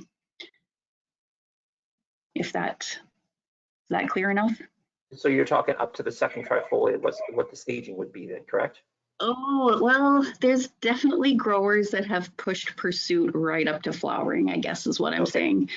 Yeah, but the actual the label is probably earlier than that, right? Yes, yes. Okay, yeah, that's what I'm looking for. Yep. That's what I'm looking for. All righty. So with that being said, if Doug Fotheringham can unmute himself from Syngenta, I'll roll into his section here now. Doug, take it away. I don't even know where to start, Jeanette, with Dolly Parton or the challenge on dual. No, I'm just kidding. Yeah, so my name's Doug Fotheringham. I am an agronomic service rep for Syngenta. So basically I'm technical support for our products for the industry. So really what we have is, you know, a couple of herbicides and a handful of fungicides in for dry beans, and Mike touched on Reflex and Dual quite a bit, so it gives you a pretty good understanding of what the products are. I think just kind of a Coles Notes version for me before we get into the questions, I guess, is when specifically to Reflex, there's the Manitoba rate, and then there's the rest of the world, and so our label is for use in Manitoba is quite a bit lower than say Ontario or what the US can use. So when the comment was made about getting the product on early when the weeds are small is very important for us here in Manitoba, because we're using a reduced rate versus the rest. With dual, I think that the difference there, you know, I think it does get used a fair amount in Ontario. In reality, in Manitoba, it doesn't. And I think really what it comes down to is a couple things. If you look at just, you know, pure yield tons, what an Ontario is pulling off versus a Manitoba grower, the pencil sharpens up quite a bit. So, you know, I don't think most growers are really interested in throwing an extra chunk of money at the crop necessarily. And really what dual brings to us outside of, you know, some pigweed suppression and things like that is it's pretty strong on your foxtails, but it doesn't do anything for wild oats, which is obviously a driver for us here in Manitoba. And so it sometimes doesn't quite have that fit. And then, yeah, I mean, we have some fungicides in the portfolio. Allegro is our white mold product, and Neo would be our, you know, our anthracnose powdery mildew type product. And then some of the other ones, Quadricelatus quilt, they're getting long in the tooth. We don't use them much anymore, but that's kind of a rundown of what we have. I wasn't going to talk about Reglone today, Dennis, but I can touch on it. I mean, it's not registered for use on all the different types of edible beans, so you'd want to check with your buyer. The challenge with Reglone on dry beans is typically what is giving a grower trouble is if they're trying to stray cut, it's the stem, right? It's trying to dry that part down so that we can push it through the machine. We all know the stem is like rope, and when you look at the target that you're trying to hit with a product like Reglone that is not systemic, it's a contact product only. Sure, it can burn off the leaves. It does a good job of that, but painting that stem to get that to dry down is a challenge. So it's a tool to use, but it's definitely not a silver bullet in terms of getting that crop to dry down. And we could talk about that for probably a half an hour, but I would take questions on it if there are any, but I think we'll just maybe move on, Dennis. Okay, sounds good. We'll move into our first question here. And so what's the difference between using dual magnum pre-plant versus pre-merge? Yeah, Mike touched on it a bit. So both are options. Both are generally crop safe, but you've seen from that one picture, applying pre-emerge, there is a bit more of a risk in terms of crop injury, and basically that's up to the environment, right? So if we were to apply dual pre-emerge, if we did have a fairly significant weather event that washed that active down into the area where the plant's growing, I mean, it can have some challenges there. Really, at the end of the day, what you need for dual to work is moisture. And so the earlier we put it on and take advantage of any type of moisture event that comes, take advantage of the soil moisture that's there, the more efficacy that it has. Dual works best prior to weed emergence, so that's what we want to try to aim for. And so typically that's why that pre-plant application works better. It just has more time to work on the weeds and prior to them coming up through the soil. So that's basically why we would want to see that. Okay, our next question here is why is Reflex only registered in Red River Valley? Yeah, so as I mentioned, so fumepicin, which is the active ingredient in Reflex, can be persistent in the soil. And so the reason, I guess, why Reflex is only registered in the valley is, on average, the Red River Valley receives more moisture than other parts of the province. And on average, it has a longer frost-free period, so a longer time for that active ingredient to break down. And so those are the two basic reasons why Reflex are only registered in the valley. We are working on expanding that label so that it reads more so on moisture and like a soil texture type label versus just an area, but I'm not sure when we'll be finished with that.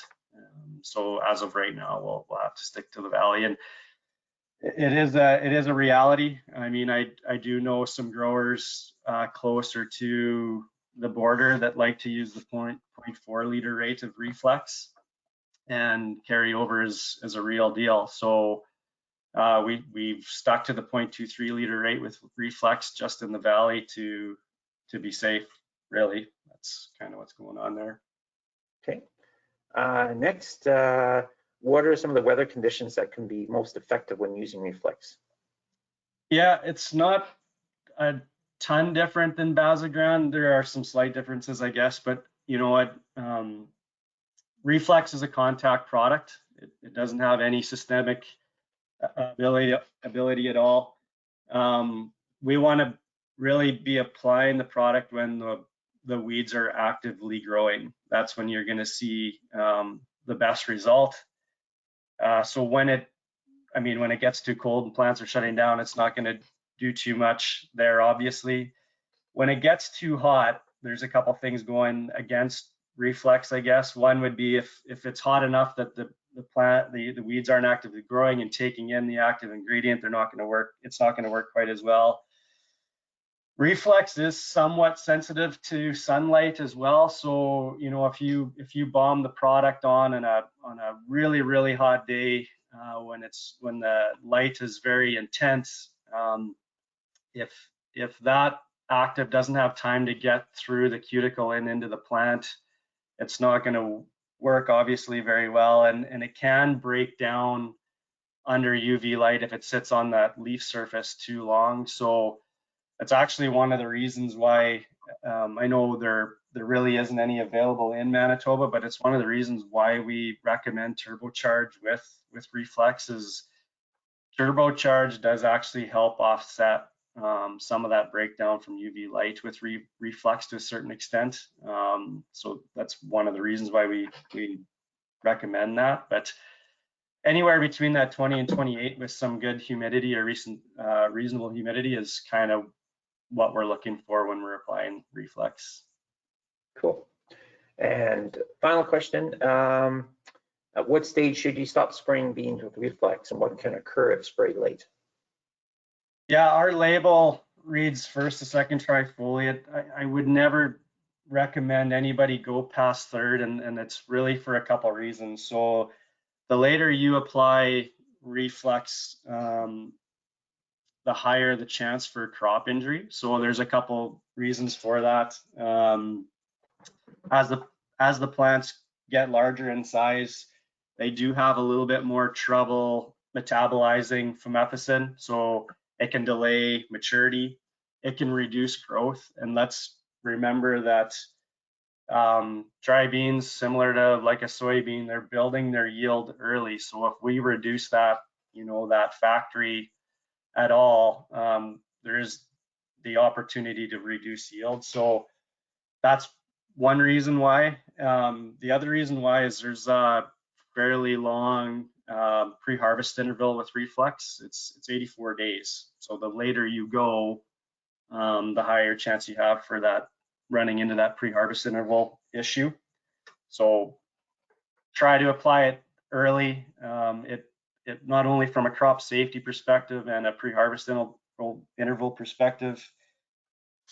At the 0.23 liter rate of Reflex, we want to apply the product to the weeds when they're as small as, you know, as we possibly can. So Cool. Thanks, Doug. So next, I'm going to move to my next slide here, and I'm going to ask Adam Funk from Field to Field Agronomy to unmute himself. And everybody else, if they can mute themselves for the time being. And Adam, take it away.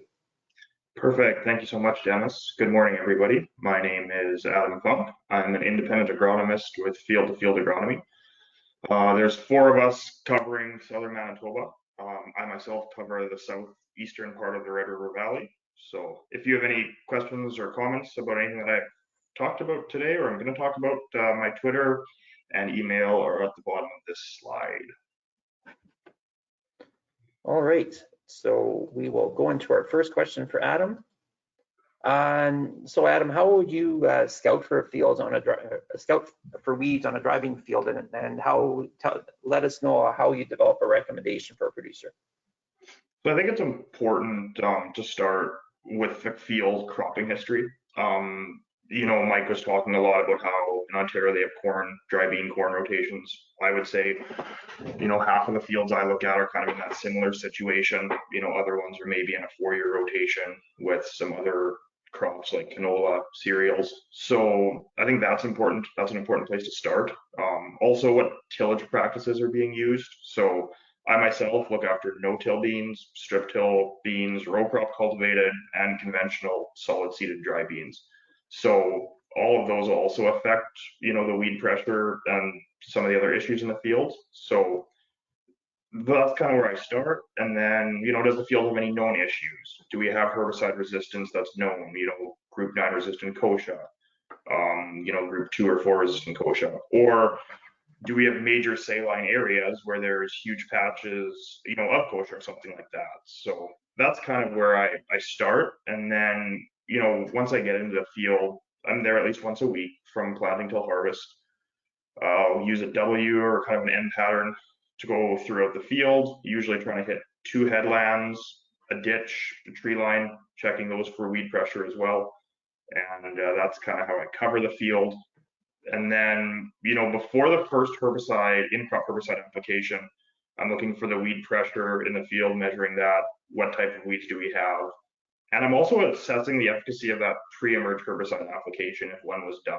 So, you know, like Mike said, 10 to 14 days after that's been applied, you know, I'm back in that field checking and assessing, did that edge or did that treff line work? You know, and if it didn't, do we need to go in immediately with like a Roundup pass?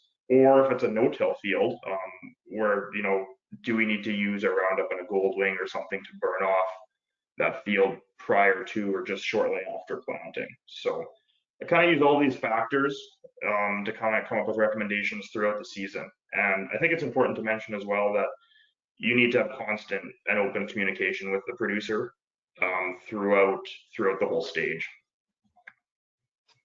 Perfect. So here's a question. How important is scouting after spraying the field? Oh, I think that's extremely important. You know, that post-application efficacy check, like especially for down here, we struggle so much with resistance. You know, we need to get in there right after spraying, you know, 7 to 10 days after we've done our first shot in that 1 to 2 trifoliate stage. You know, we need to get back into that field and see, do we need to do a second spray? You know, did we miss anything? Yeah, we're struggling so much with our kochia and our pigweeds. You know, we need to get back in there quickly and proactively. So I think also, you know, in regards to scouting after spraying a field this last year, herbicide, you know, when we were desiccating, you know, we had to go back in and check and make sure that it was actually working as well. You know, this was an extreme year with the drought conditions. In our area, we had a rain in early August that, you know, it helped the other crops, but it actually greened up our dry beans. So in the most cases, we were actually struggling to kill that crop at the end of the year. You know, we were doing 2 passes of Raglan trying to dry down those beans, and, you know, in some cases, you know, that didn't even work. But I think it's important to do it in crop, you know, and at desiccation timing as well. Perfect. So what steps do you take when you identify a problem like kochia or Waterhemp, Palmer Amaranth? What are some of the things that you guys do? Yeah, that's a good one. you know, I'll probably talk about kochia. That's the one we have the most in our area. We do have a little bit of water hemp, but you know, it was just in a couple spots and we haven't seen a reoccurrence of it. So yeah, you know, it depends on the stage of the weed and the crop. So in some cases we are using a group 14 herbicide, you know, pre or post planting to control those early flushes of kochia. Other products like New Farm's Goldwing, we're using that to burn off Roundup resistant kochia fairly well, you know, 2 to 3 days after planting. In crop, you know, if it's out of control, especially with our group 2 and 4 resistant kochia, we'll go in and spot spray with Liberty. You know, and then there's actually some of those problems where you get to the point where it's just too big. So if the grower is able to, then we'll get in there with a row crop cultivator and try and do something there. So I think it's important to note that once you have a resistant weed identified in your field, you need to adjust that crop and chemical rotation. You know, you need to discuss with an agronomist who's knowledgeable in this and come up with a different system, because obviously what you were doing up until that point isn't necessarily working to control it. So you need to be flexible and adjust and maybe switch to, you know, using a group 15 ahead of your corn or your cereals or something to try and control some of these issues. Okay. And one of the last questions I have for you is, at what point do you recommend stop spraying versus holding off and using a desiccant for drying? Yeah, I know you sent me these ahead of time. This one I struggle a little bit with. I kind of have a bit of a two-pronged approach, I think. You know, first of all, what's your ROI on second spray? You know, like some of the other people mentioned, is that going to be a revenge spray, or are you actually going to have, you know, successful control? Are you going after large kochia or pigweed with that late Basagram or Basagram Reflex? You know, is it worth it? Like Doug said, is that going to majorly affect your rotation going forward? I think the other thing to note is there's not a lot of desiccation options left, and it's buyer specific. So, you know, what are your options in terms of desiccation products? Do you have a good option to control the weed issue that you're dealing with in crop? You know, like should you try and do something in crop because you don't have an option to clean it up at the end of the year? So I think that's kind of your trade-off there. You know, from an agronomy standpoint, I need to know from the growers that I'm working with, what does your buyer allow? What am I allowed to do? And I need to know that, you know, in season, so that we can work within those parameters. Because I think that really determines, you know, do you stop spraying or do you just wait for that dry down? Okay. No, that's perfect. So I guess we're at the last question here for the question panel. And before we get into the next speaker, I just have a couple questions that came in, and I'd like to maybe address these now, I guess. One of which is for Alan Christensen. So Alan, if you can unmute yourself here. How long does the residual last for volunteer canola with permit? Usually we see a solid 4 weeks. In trials, actually, I've seen, you know, up to 5-6 weeks where that field is staying clean after 19 grams of permit. Okay. And one other question, the other one we had here is, do you think there's value in applying permit pre-seed versus post-seed in a no-till system?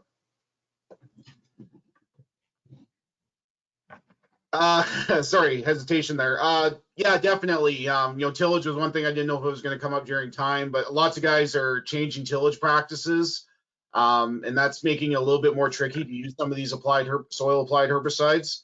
So if guys are going to strip till or min till, you know, permit is a great tool that either pre-seed or shortly after seeding that you can lay on and get that residual control, and it doesn't need to be incorporated. It only needs a little bit of moisture to help move it into the soil, and that moisture doesn't need to come right away, but a little bit of moisture within that 7-day period that's gonna give you some good broadleaf control. Okay, perfect. I think with that being said, Lori, if you can if you can give control over to Caleb Sunblad from Western Harvest Bean, and we'll get him going on his dry bean market presentation. So. Yeah, thanks very much, Dennis. Can you hear me okay? You're coming in a bit hard there, Caleb. It might clean up once you share your screen. Sure. Okay. Do you have a headset, Caleb? I do, yes. You might want to try that. It might be better. Okay. Let me see here. I can see your presentation. It looks really good. So we just need to get your audio sorted out. All right. Give me 1 second here. Okay.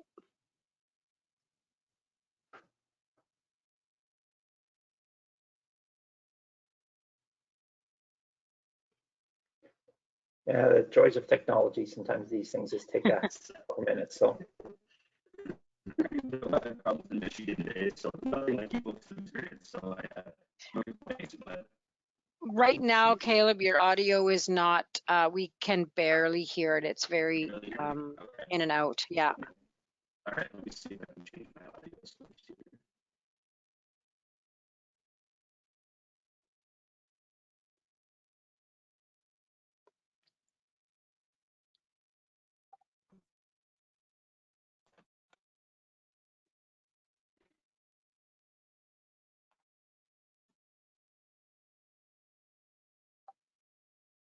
Okay, is that any better for everyone?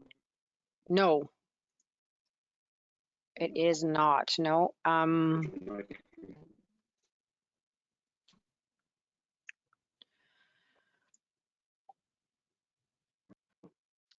last resort, I'm going to get the number to call. Maybe your audio, we can do a phone in on your audio. No, it's still not any good. No.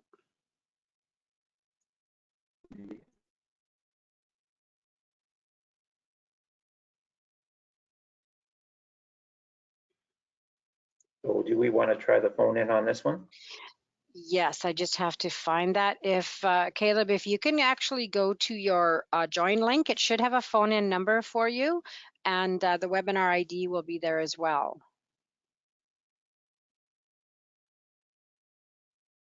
Okay, and while you're doing that, I think we'll just, Kim, I'm going to bring Kim Brown Livingston back on the call here, if she can open up her mic real quick. Yep, I'm here. Okay, yeah, you Can had you a hear me? couple, yeah, I can hear you perfectly, thank you. Can you, you had a few comments there that you wanted to bring up. Do you want to maybe address that now?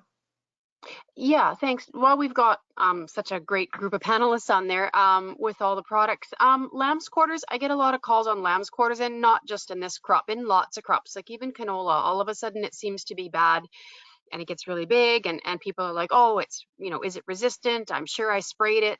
I personally don't think I don't think we have resistance. I really feel a lot of people are just waiting way too long. And I think Mike showed a really great picture of that, you know, of how quickly it can grow in a couple of days. You really have to be on that. But I'm wondering, what do you guys see? Like, if we got a really good product, or like, what are your products like for lamb's quarters? And, you know, do you think that's maybe an issue too, is that it's just getting away on us before we're spraying it at the right time? I'll maybe throw that one over to Doug. We'll start with Doug on that one.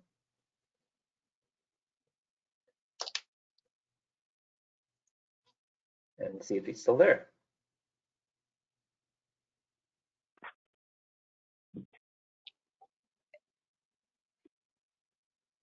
You can unmute yourself, Okay. Doug, if you're still there.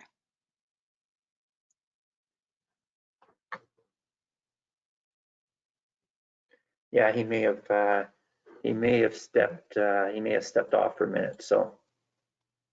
Okay.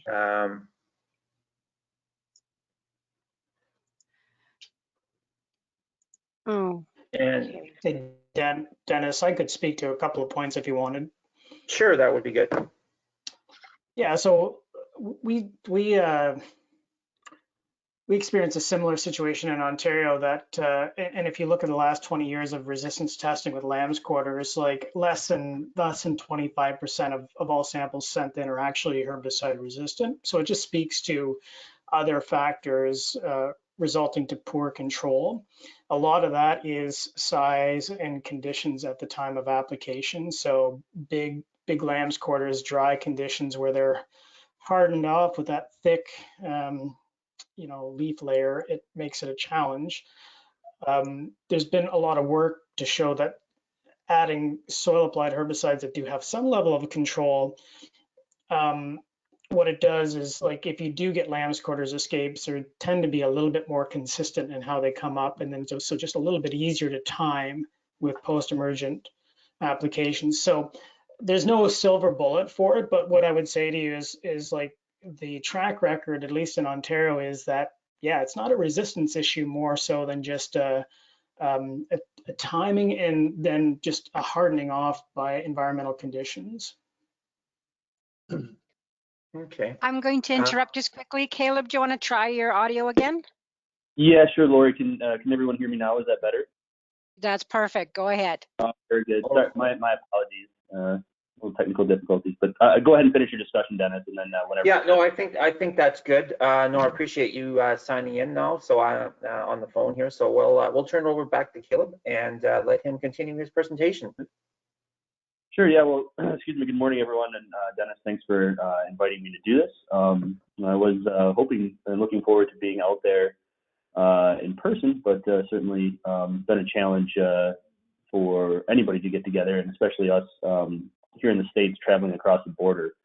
But just to give a quick overview of myself, I have worked in this industry, in the edible bean industry now for going on three and a half years. I've been with our company, our parent company, Cooperative Elevator, which is headquartered in the Thumb area of Michigan, in a little town called Pigeon. I've been with the company now for going on 6 years in September, so about 5.5. Started out in grain and then made my way to edible beans, and then have recently, last September of 2020, took over the division within our company, and that includes Western Harvest Bean, which is our operation in Manitoba. And again, as I mentioned, it's been a little bit of a challenge for us to really get up and going out there. Unfortunately, we closed and purchased the business, and everything was settled on March 1 of 2020, and not exactly the best time for an American business to be buying a Canadian company. But we're still happy to be there and have had a nice experience thus far. The one thing I am most disappointed about is not being able to interact more with the growers. I think I've only been able to be out there 4 or 5 times and have maybe met a handful of growers. So, it's certainly, that's probably the most disappointing part. So nice to be able to speak with all of you this morning and give you hopefully a little bit of an overview on what's going on the marketing end. Been kind of a crazy year, going on 2 years now. And as we look forward into 2022, I think the craziness could just continue.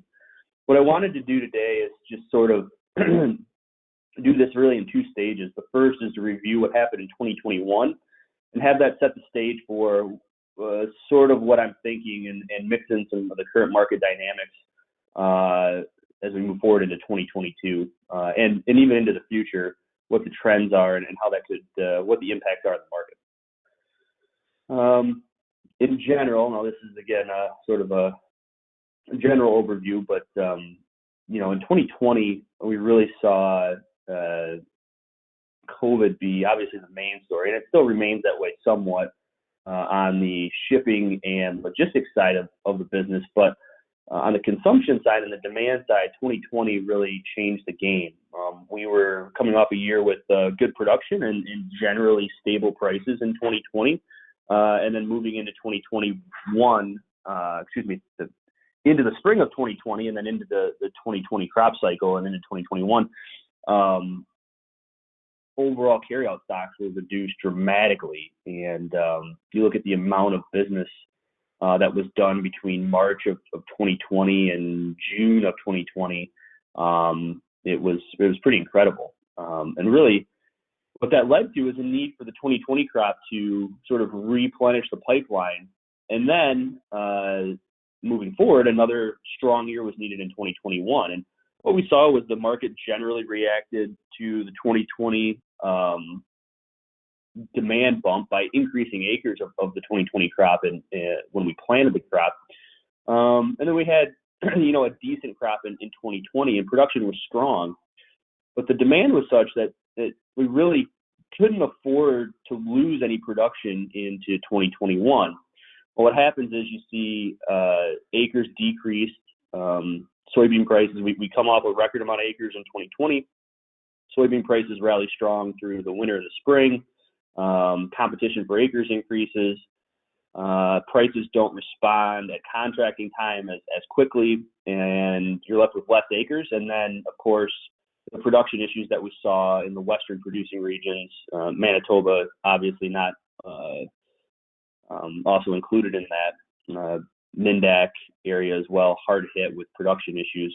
But what you get between the reduction in acres as well as the production, or excuse me, the yield reduction, is overall production drops by about 20 to 30%, which again, if you come off a year like 2020, where you really depleted the pipeline substantially on almost all classes, really wasn't something we could afford. And certainly we saw the result of that in big rallies in prices throughout the summer, and then especially after harvest when the full scale of the losses were realized.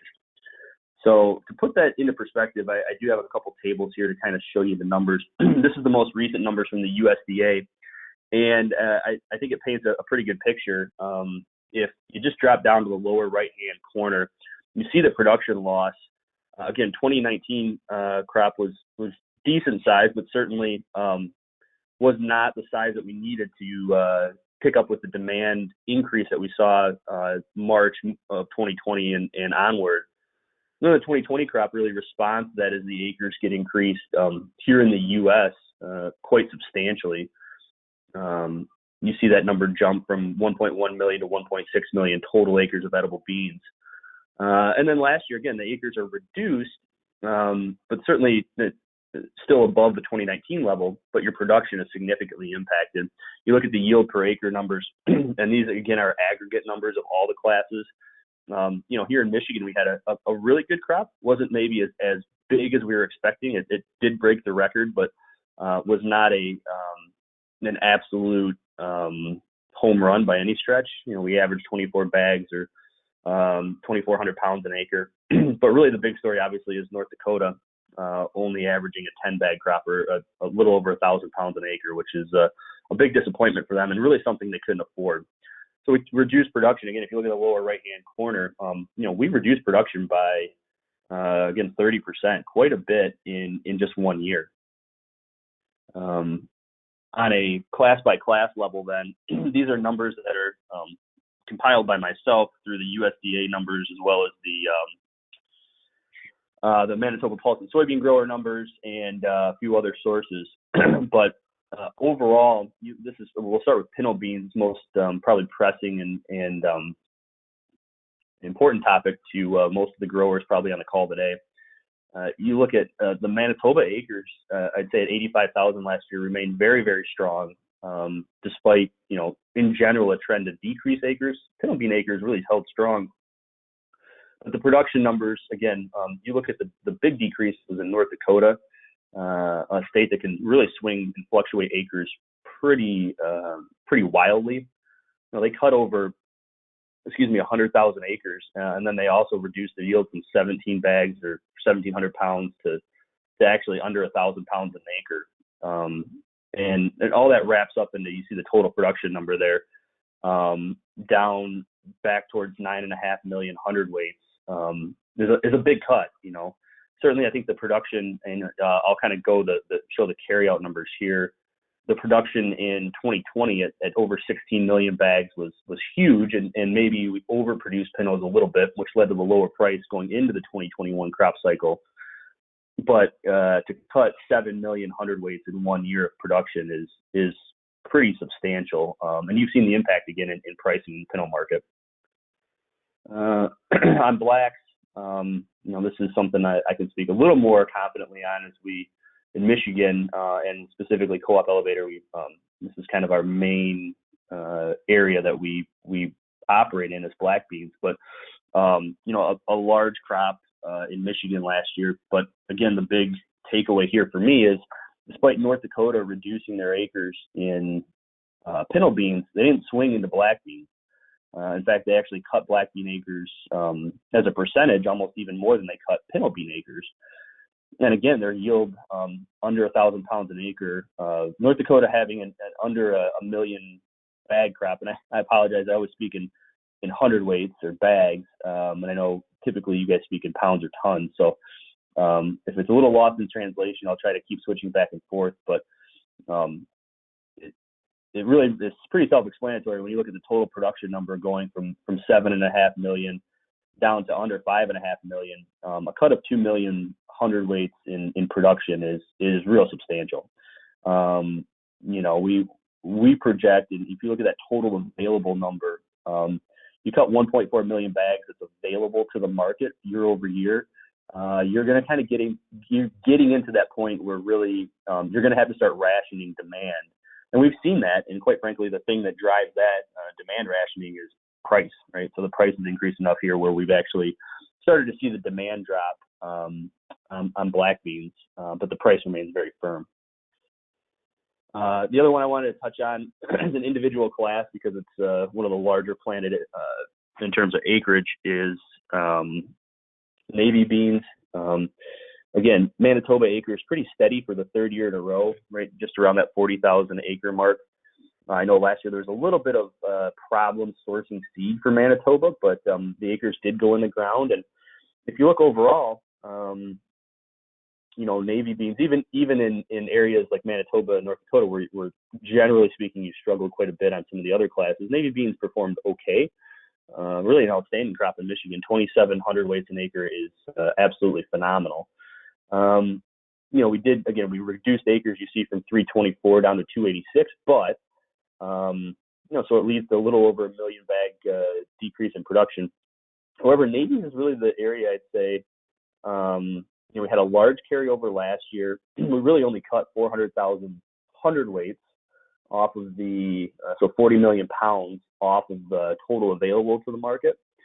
And we've really seen the demand not be as robust here for navy beans. I'll kind of touch on that in a little bit when I get into the current market dynamics, but I guess that sort of sets the stage where the pinto bean market right now, to me, is strong. The black bean market is probably the strongest, and the navy bean market probably trails if you talk about those three in general.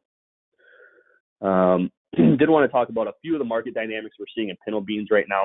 One of the biggest things that a real change from the 2020 crop cycle to the 2021 crop cycle was the loss of Mexico, major importer of pinto beans. In 2020, they imported a record amount of pinto beans. Their crop was very small. They had severe drought in a number of their growing regions. A number of their states in Mexico that grow the majority of their pinto beans had a severe drought. And it was kind of downplayed for much of the year in that market. And then all of a sudden at harvest, they really came out of the woodwork. You have to remember as well, we had a huge crop in the US and Canada in 2020, and prices got really low at harvest. And it was like somebody finally turned the faucet on, and Mexico came into the market aggressively. Well, we really didn't see that this year.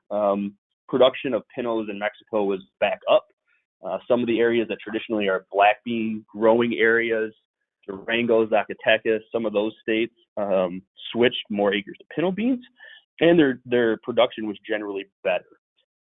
So we see them kind of fall by the wayside, and additionally, the price of imported pintos got so high, it wasn't really competitive to go in there. So that's that's a big thing as we look moving forward into 2022. Will Mexico be back into the market? Or will it be somewhere between the very limited amount they imported in 2021 and the record high in 2020? Do they stay at a very small amount, or do they push back towards that 2020 level of record high imports? You know, I'd say the other thing on the export side, we see the high value, and this is just a general comment on edible beans in general, from the U.S. and Canada has really switched, I think, some of the traditional markets that we were able to sell into out of both locations, U.S. and Canada, to sourcing from other locations, be it Argentina, Nicaragua, other edible bean growing areas that normally quality is not comparable, but given the high values, they're willing to go to those markets and accept a lesser quality bean because the consumer just won't pay those values. I think the high carryover on pinnos is still weighing on the market somewhat. Again, we saw prices really, really climb during harvest.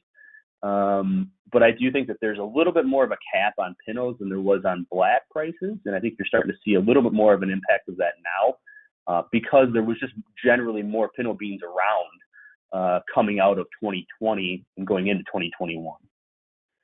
Again, I do think that lack of production from last year, even as that demand number slows down, we cut 7 million hundredweights of production.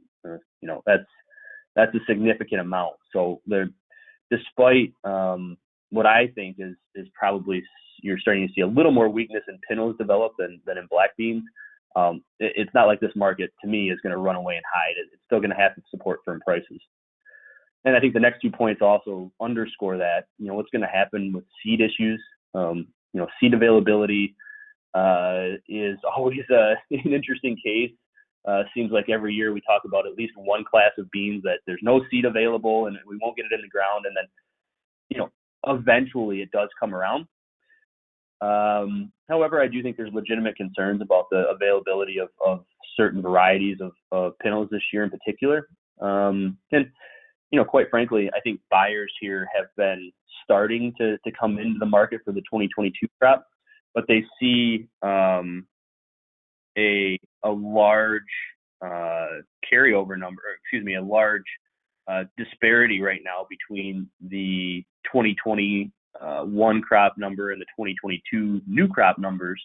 And they're sort of sitting on their hands here. I think eventually they're going to have to realize, though, that they're going to be forced to pay what I would call these higher 2022 crop values that are more reflective of the 2021 crop prices. Maybe not as close to those high values we saw at harvest time last year, but I do think you start to look at the price of soybeans increasing dramatically here recently. Some of the other, especially in the western growing region in Manitoba and North Dakota, the other competing crops, spring wheat, canola, and the high value that they currently are carrying. It's not like we can lowball the price of edible beans and still get them in the ground. So I think in general, the pinno bean market will probably stay supported, and we'll still get acres in the ground in 2022. Did want to touch on blacks real fast. I included this because I think it really tells a story. This is the export numbers from the USDA for U.S. edible bean export or U.S. black bean exports. You can see the dramatic increase we have in the 2020-2021 marketing year. So 2020 crop. And we forecast this to sort of be continuing into 2021. Quite frankly, globally black beans, and I'll show you my carryover numbers. Globally, black beans are short right now, and so really the value, even though it remains very high, there's really very little alternative. So we expect these numbers to remain very strong and black export numbers to remain robust. Some topics of conversation specifically around blacks. Again, Mexico. We think as their peso continues to devaluate, it'll be a little bit harder for us to do business in there. Now, it's a little bit different. We're focusing on the U.S.-Canadian dollar relationship within the U.S. and the Canadian separately as it relates to the Mexican peso. But in general, their peso has been weaker against all currencies. And that makes it a little more difficult for them to purchase in other foreign currencies, be it the U.S. dollar or the Canadian dollar. We do think there's a large, at least what they tell us, domestic crop, primarily pinnos, like I just mentioned. But if they have a larger crop, it'll keep pushing prices lower until it's used up. This is a note that I made maybe 2 months ago in this presentation. I think COVID's a little more under control in Mexico now, but certainly not quite the same healthcare system nor the controls that we have in the U.S. and Canada. And it remains something that's dragging the market down there, as most purchases of edible beans are done person to person, face to face in Mexico. DoorDash, Shipt, Uber Eats, any kind of grocery delivery service is not exactly the norm in Mexico. So they're still going to the local market and scooping their beans out of a bag, and that's been impacted by COVID for sure. And quite frankly, again, there's been some switches made to alternative, cheaper protein sources, although those protein sources are also increasing in value. So, and they're going to remain a bean eater. So that's, they're still going to be a large part of the black bean market, in our opinion. I will say that the other markets have really stepped in to fill the void. One of the big things that's happened in the black bean market is the Chinese crop has really disappeared. They used to supply the majority of the beans to markets like Costa Rica, Cuba, Venezuela, some of these other markets that generally U.S. beans wouldn't go into, or Canadian beans for that matter. We've seen as the Chinese have now focused almost all of their production on soybeans, these acres of black beans have all but gone away. So there has been a need for these other markets to step in, primarily to the U.S., but also that filters back to the overall supply and demand picture for North America. Quite frankly, we think that the domestic market is really where the black bean consumption and the black bean, for me, I probably have the most optimism there long term. We see a continuously increasing demand. I don't know if I have the chart in this presentation or not, but if you look at the demand per capita, or the consumption per capita of edible beans, black beans have by far grown the most and the most rapidly. In the 80s, the average consumer in the U.S. and Canada consumed about 0.35 pounds of black beans per annual. Last year, it was 1.25 pounds per annual. So a lot of that, demographic changes, eating habits, all this stuff, I'd say, point towards a stronger and continuing strengthening domestic market on black beans. And that market's much less price sensitive. So I do think that as you look into the future, I think blacks are still one of those classes that I have the most optimism on. On the navy bean side, this is the same chart, but this is for navies from the USDA. I circle those years and I kind of roll it forward into the next slide here. One of the most recent big news in the navy bean market has been the ending of the US-EU tariffs. They weren't fully ended. They were just suspended for 2 years on Jan 1st of this year. Now, this, I should note, doesn't include tariffs that are in place right now on the U.S. To the U.K. So those tariffs still remain in place. So the U.K. right now is still inaccessible to those of us in the U.S., but is accessible to Canada. So Canada should continue until that trade dispute gets settled. You'll continue to dominate the U.K. market. However, the EU markets, the other markets like Italy, and some of the other smaller ones are now open to U.S. beans again. And especially, again, this concerns the Navy side. It's also a big deal on the kidney bean side. I don't have anything big on kidneys here because I wanted to keep it a little more high level with the larger classes, but that'll also be some big news to kidneys. But again, on the Navy side, what kind of impact is that going to have on U.S. and Canada stocks moving forward? I'd say in general, the Navy market, as I mentioned earlier, has been more sluggish, especially the domestic U.S. and Canada, both the canning markets. The consumption there domestically has been sluggish, and I think it's going to remain that way here for a little bit. Especially, I think we saw navies really pick up in demand around COVID.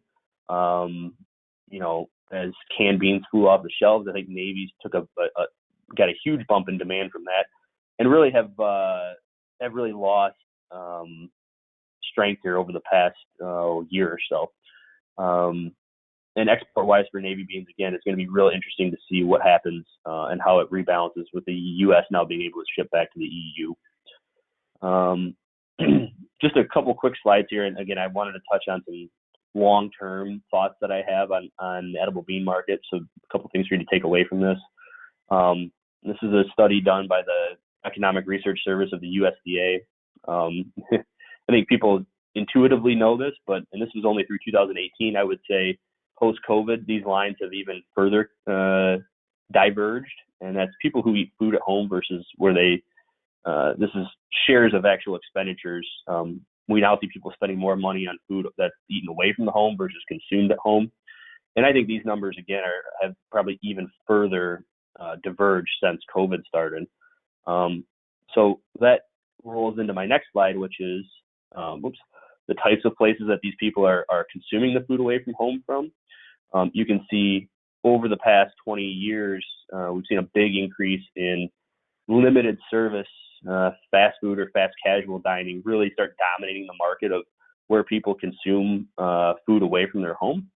And I think you've also seen even people that do consume food at home, much more of that centered around prepared meals or meals that you come ready to cook. And there's not as much, I'd say, preparing of food in the home. All this to say that I think people are going to continue to consume and beans more and more, but they're going to consume them away from the home and at restaurants that are limited or fast casual, fast service restaurants. And the other reason I think that we'll see more consumption of beans here is as the demographics change in the U.S., and I think you're starting to see this across North America as well. You're going to see much more, again, the biggest growth there from Hispanic Americans. I think you're going to see the consumption per capita of edible beans, especially centered around black and pinto beans, continue to increase. These, again, are generally native black and pinto bean eaters. And they're going to consume those. They're going to consume them away from the home, and they're going to consume them through fast casual or fast food restaurants.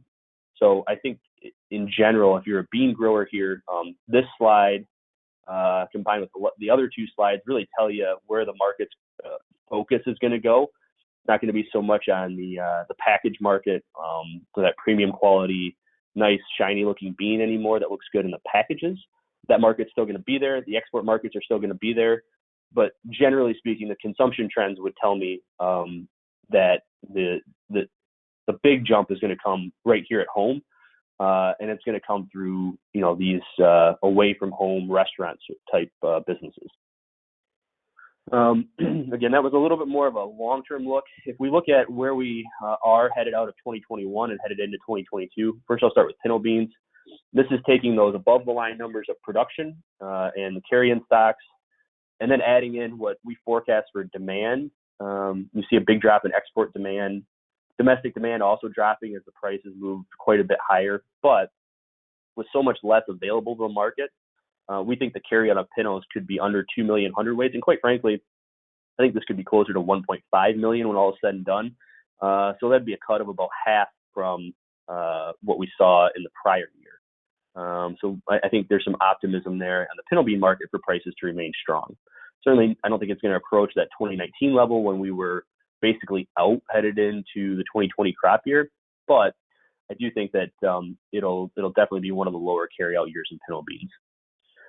On black beans, I think this is going to be one of the lowest carryout years. You can never really get to zero carryout, but just given what we've seen with the available beans to the market being much, much lower than 2020, and not having an overly big carryout either to come into this year, you're going to, and I think we're already there, we're in a spot where we're starting to reduce demand in order to make sure we have something to carry into next year. So blacks, I still remain very strong on where we're headed price-wise. And navy beans, I have a little bit of a different tone on. Again, I just based on what I've seen, the export numbers, the demand, the consumption numbers domestically, I don't think we're going to see navies gobbled up as quickly. And again, there's 400,000 hundredweights less available to the market, but that pales in comparison to the 1.4 of black that was cut, or the 4 million, over 4 million hundredweights of pinto beans that less that's available to the market this year.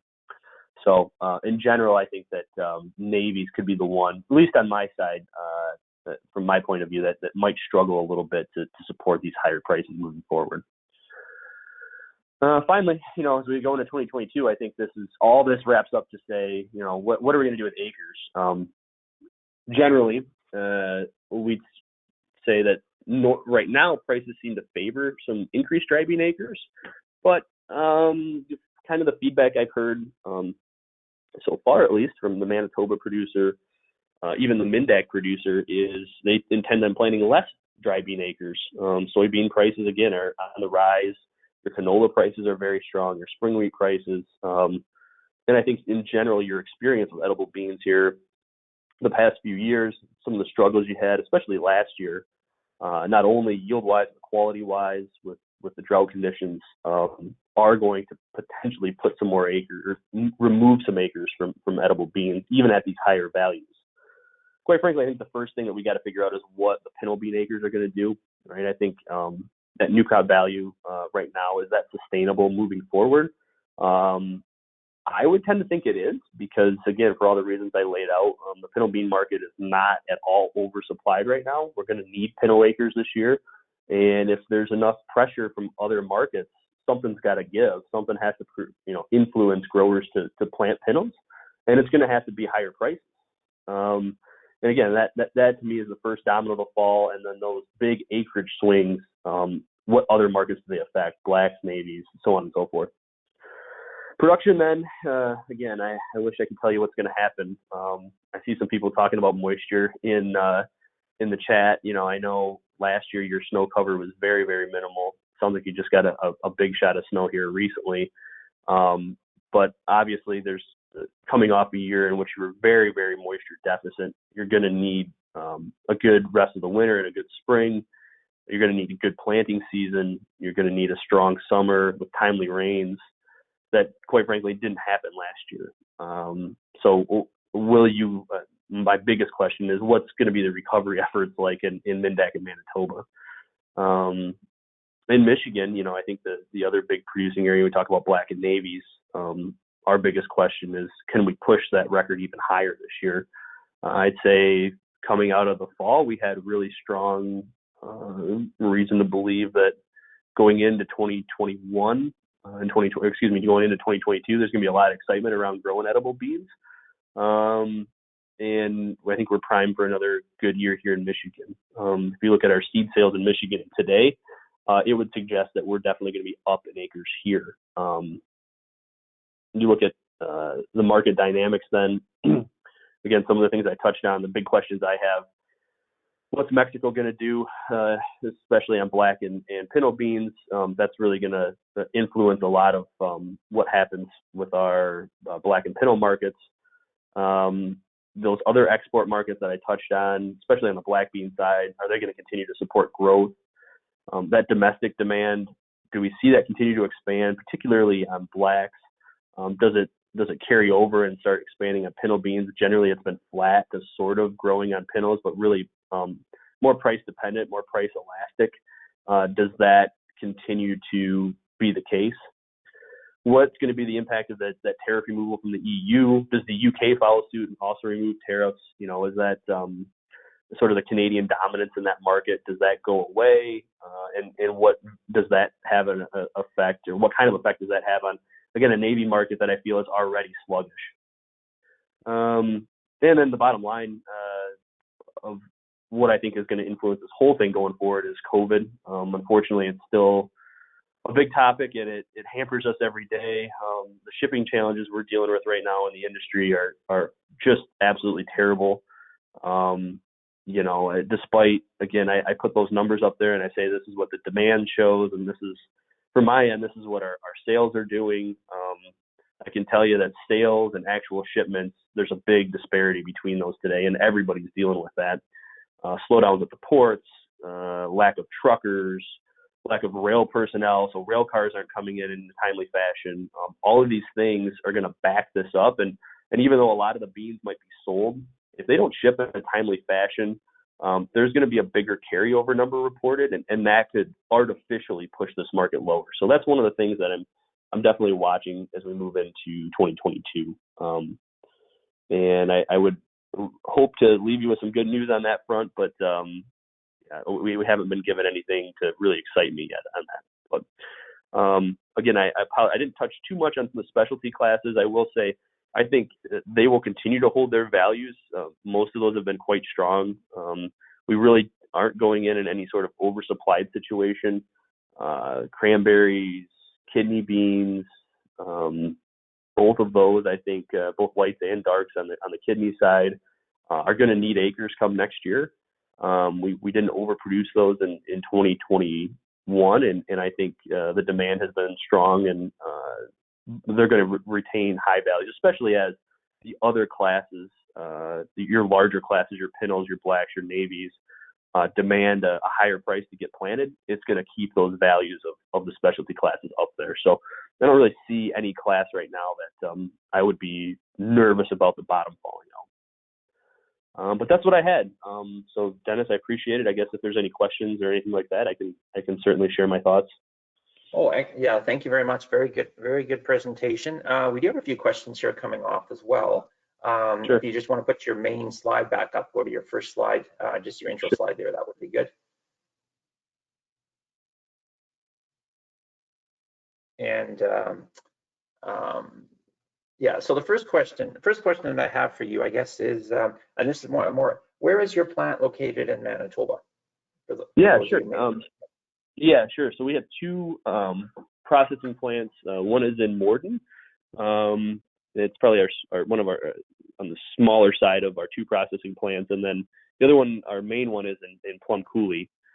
And we also receive beans north of Morden and up in Treeherne as well. So we've pretty much covered a good swath of the countryside, but most of our production, again, is in that Treeherne and north area, as well as the Plum Coulee, southern Manitoba area.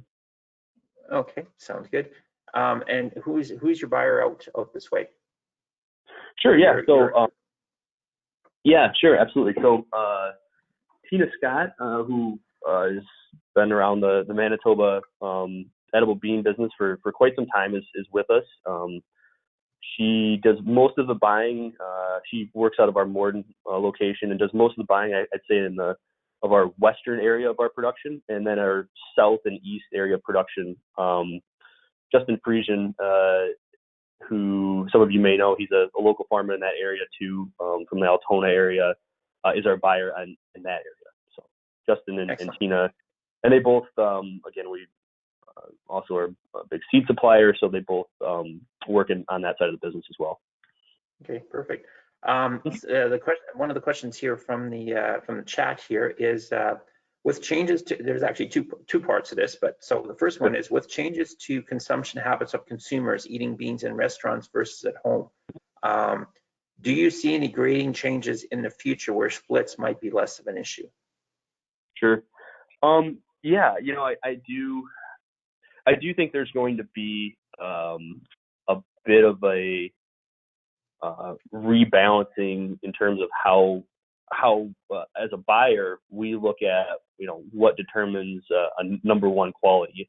In general, right now, when you're selling to export markets, you're very strictly held to making sure you're meeting a Canadian number one or a USDA number one grade. Selling into most of these food service or restaurant chains or prepared meals, there's not as stringent, I'd say, of a requirement in terms of the appearance of the bean. Certainly, I think one of the big things that could come about is more requirements and more stringent specifications on cook time. But I do think there's going to be a little bit of a rebalancing on what we look for and what we call, a top quality bean. It might not be that appearance anymore, and it might not be the low splits or the seed code or anything like that. It could be more of, okay, do you have a bean that certainly holds color and then cooks quickly as well? Okay. Now this is a question I used to get a lot when I worked in private industry, especially when markets are starting to rise. Is, would you recommend a grower signing a new crop contract for black beans? Yeah, that's a good question. I do think there's some level here of, especially when you see prices this early with the early contracts this strong. I used to say this when I worked in the grain business, where again, prices change daily. But when you see a big rally, there's no use, I think, looking it in the face and just shaking your head at it. I mean, especially if it covers your cost of production and is something that historically is a strong price. Getting something on the books, I don't think, is a bad idea. again, I don't see right now, especially with all the other commodities and the competing crops, the values going so high. I don't see any one class really having the bottom fall out because we overproduce it. But as soon as I say that, you know, I do think there's a lot of acres unaccounted for yet. And all of a sudden, if we plant, you know, in Manitoba, 120,000 acres of pinto beans or something crazy like that, and North Dakota plants 550,000, and you know, you could get into an oversupply situation in a hurry. So with values this high, I think you got to take some risk off the table. But having said that, we saw last year, especially when you are operating in a market where there's less carryover than normal, things can change in a hurry. So yeah, not to play it down the middle or hedge my bets too much, but I mean, if it makes sense for your operation and fits with your planting plan and your cost of production, I think getting something done at these high values is not the worst idea. But yeah, I how much uncertainty there is, Dennis, I'd be inaccurate if I didn't say I think it's a good idea to get everything done. I just don't think that. Yeah, that's always the $1 million question when you're trying to contract from a grower side as well. Do I contract now or do I wait, right? And I think at the end of the day, having something on the books, if the numbers make sense, it covers your cost of production. You know, nothing wrong with having some on the books. So, but with that being said, that will end our conversation here for this morning. I'd like to thank all the speakers. I think it was very well attended. We topped out at just over 100 people online here today. So I thought that was very successful. There will be a recorded link sent out from this particular event here today. And yeah, we'll look forward to hopefully having this meeting in person next year. This is just kind of a snapshot of what we normally would do for our drive-in meetings. But with that being said, I will tell Lori we can end the recording.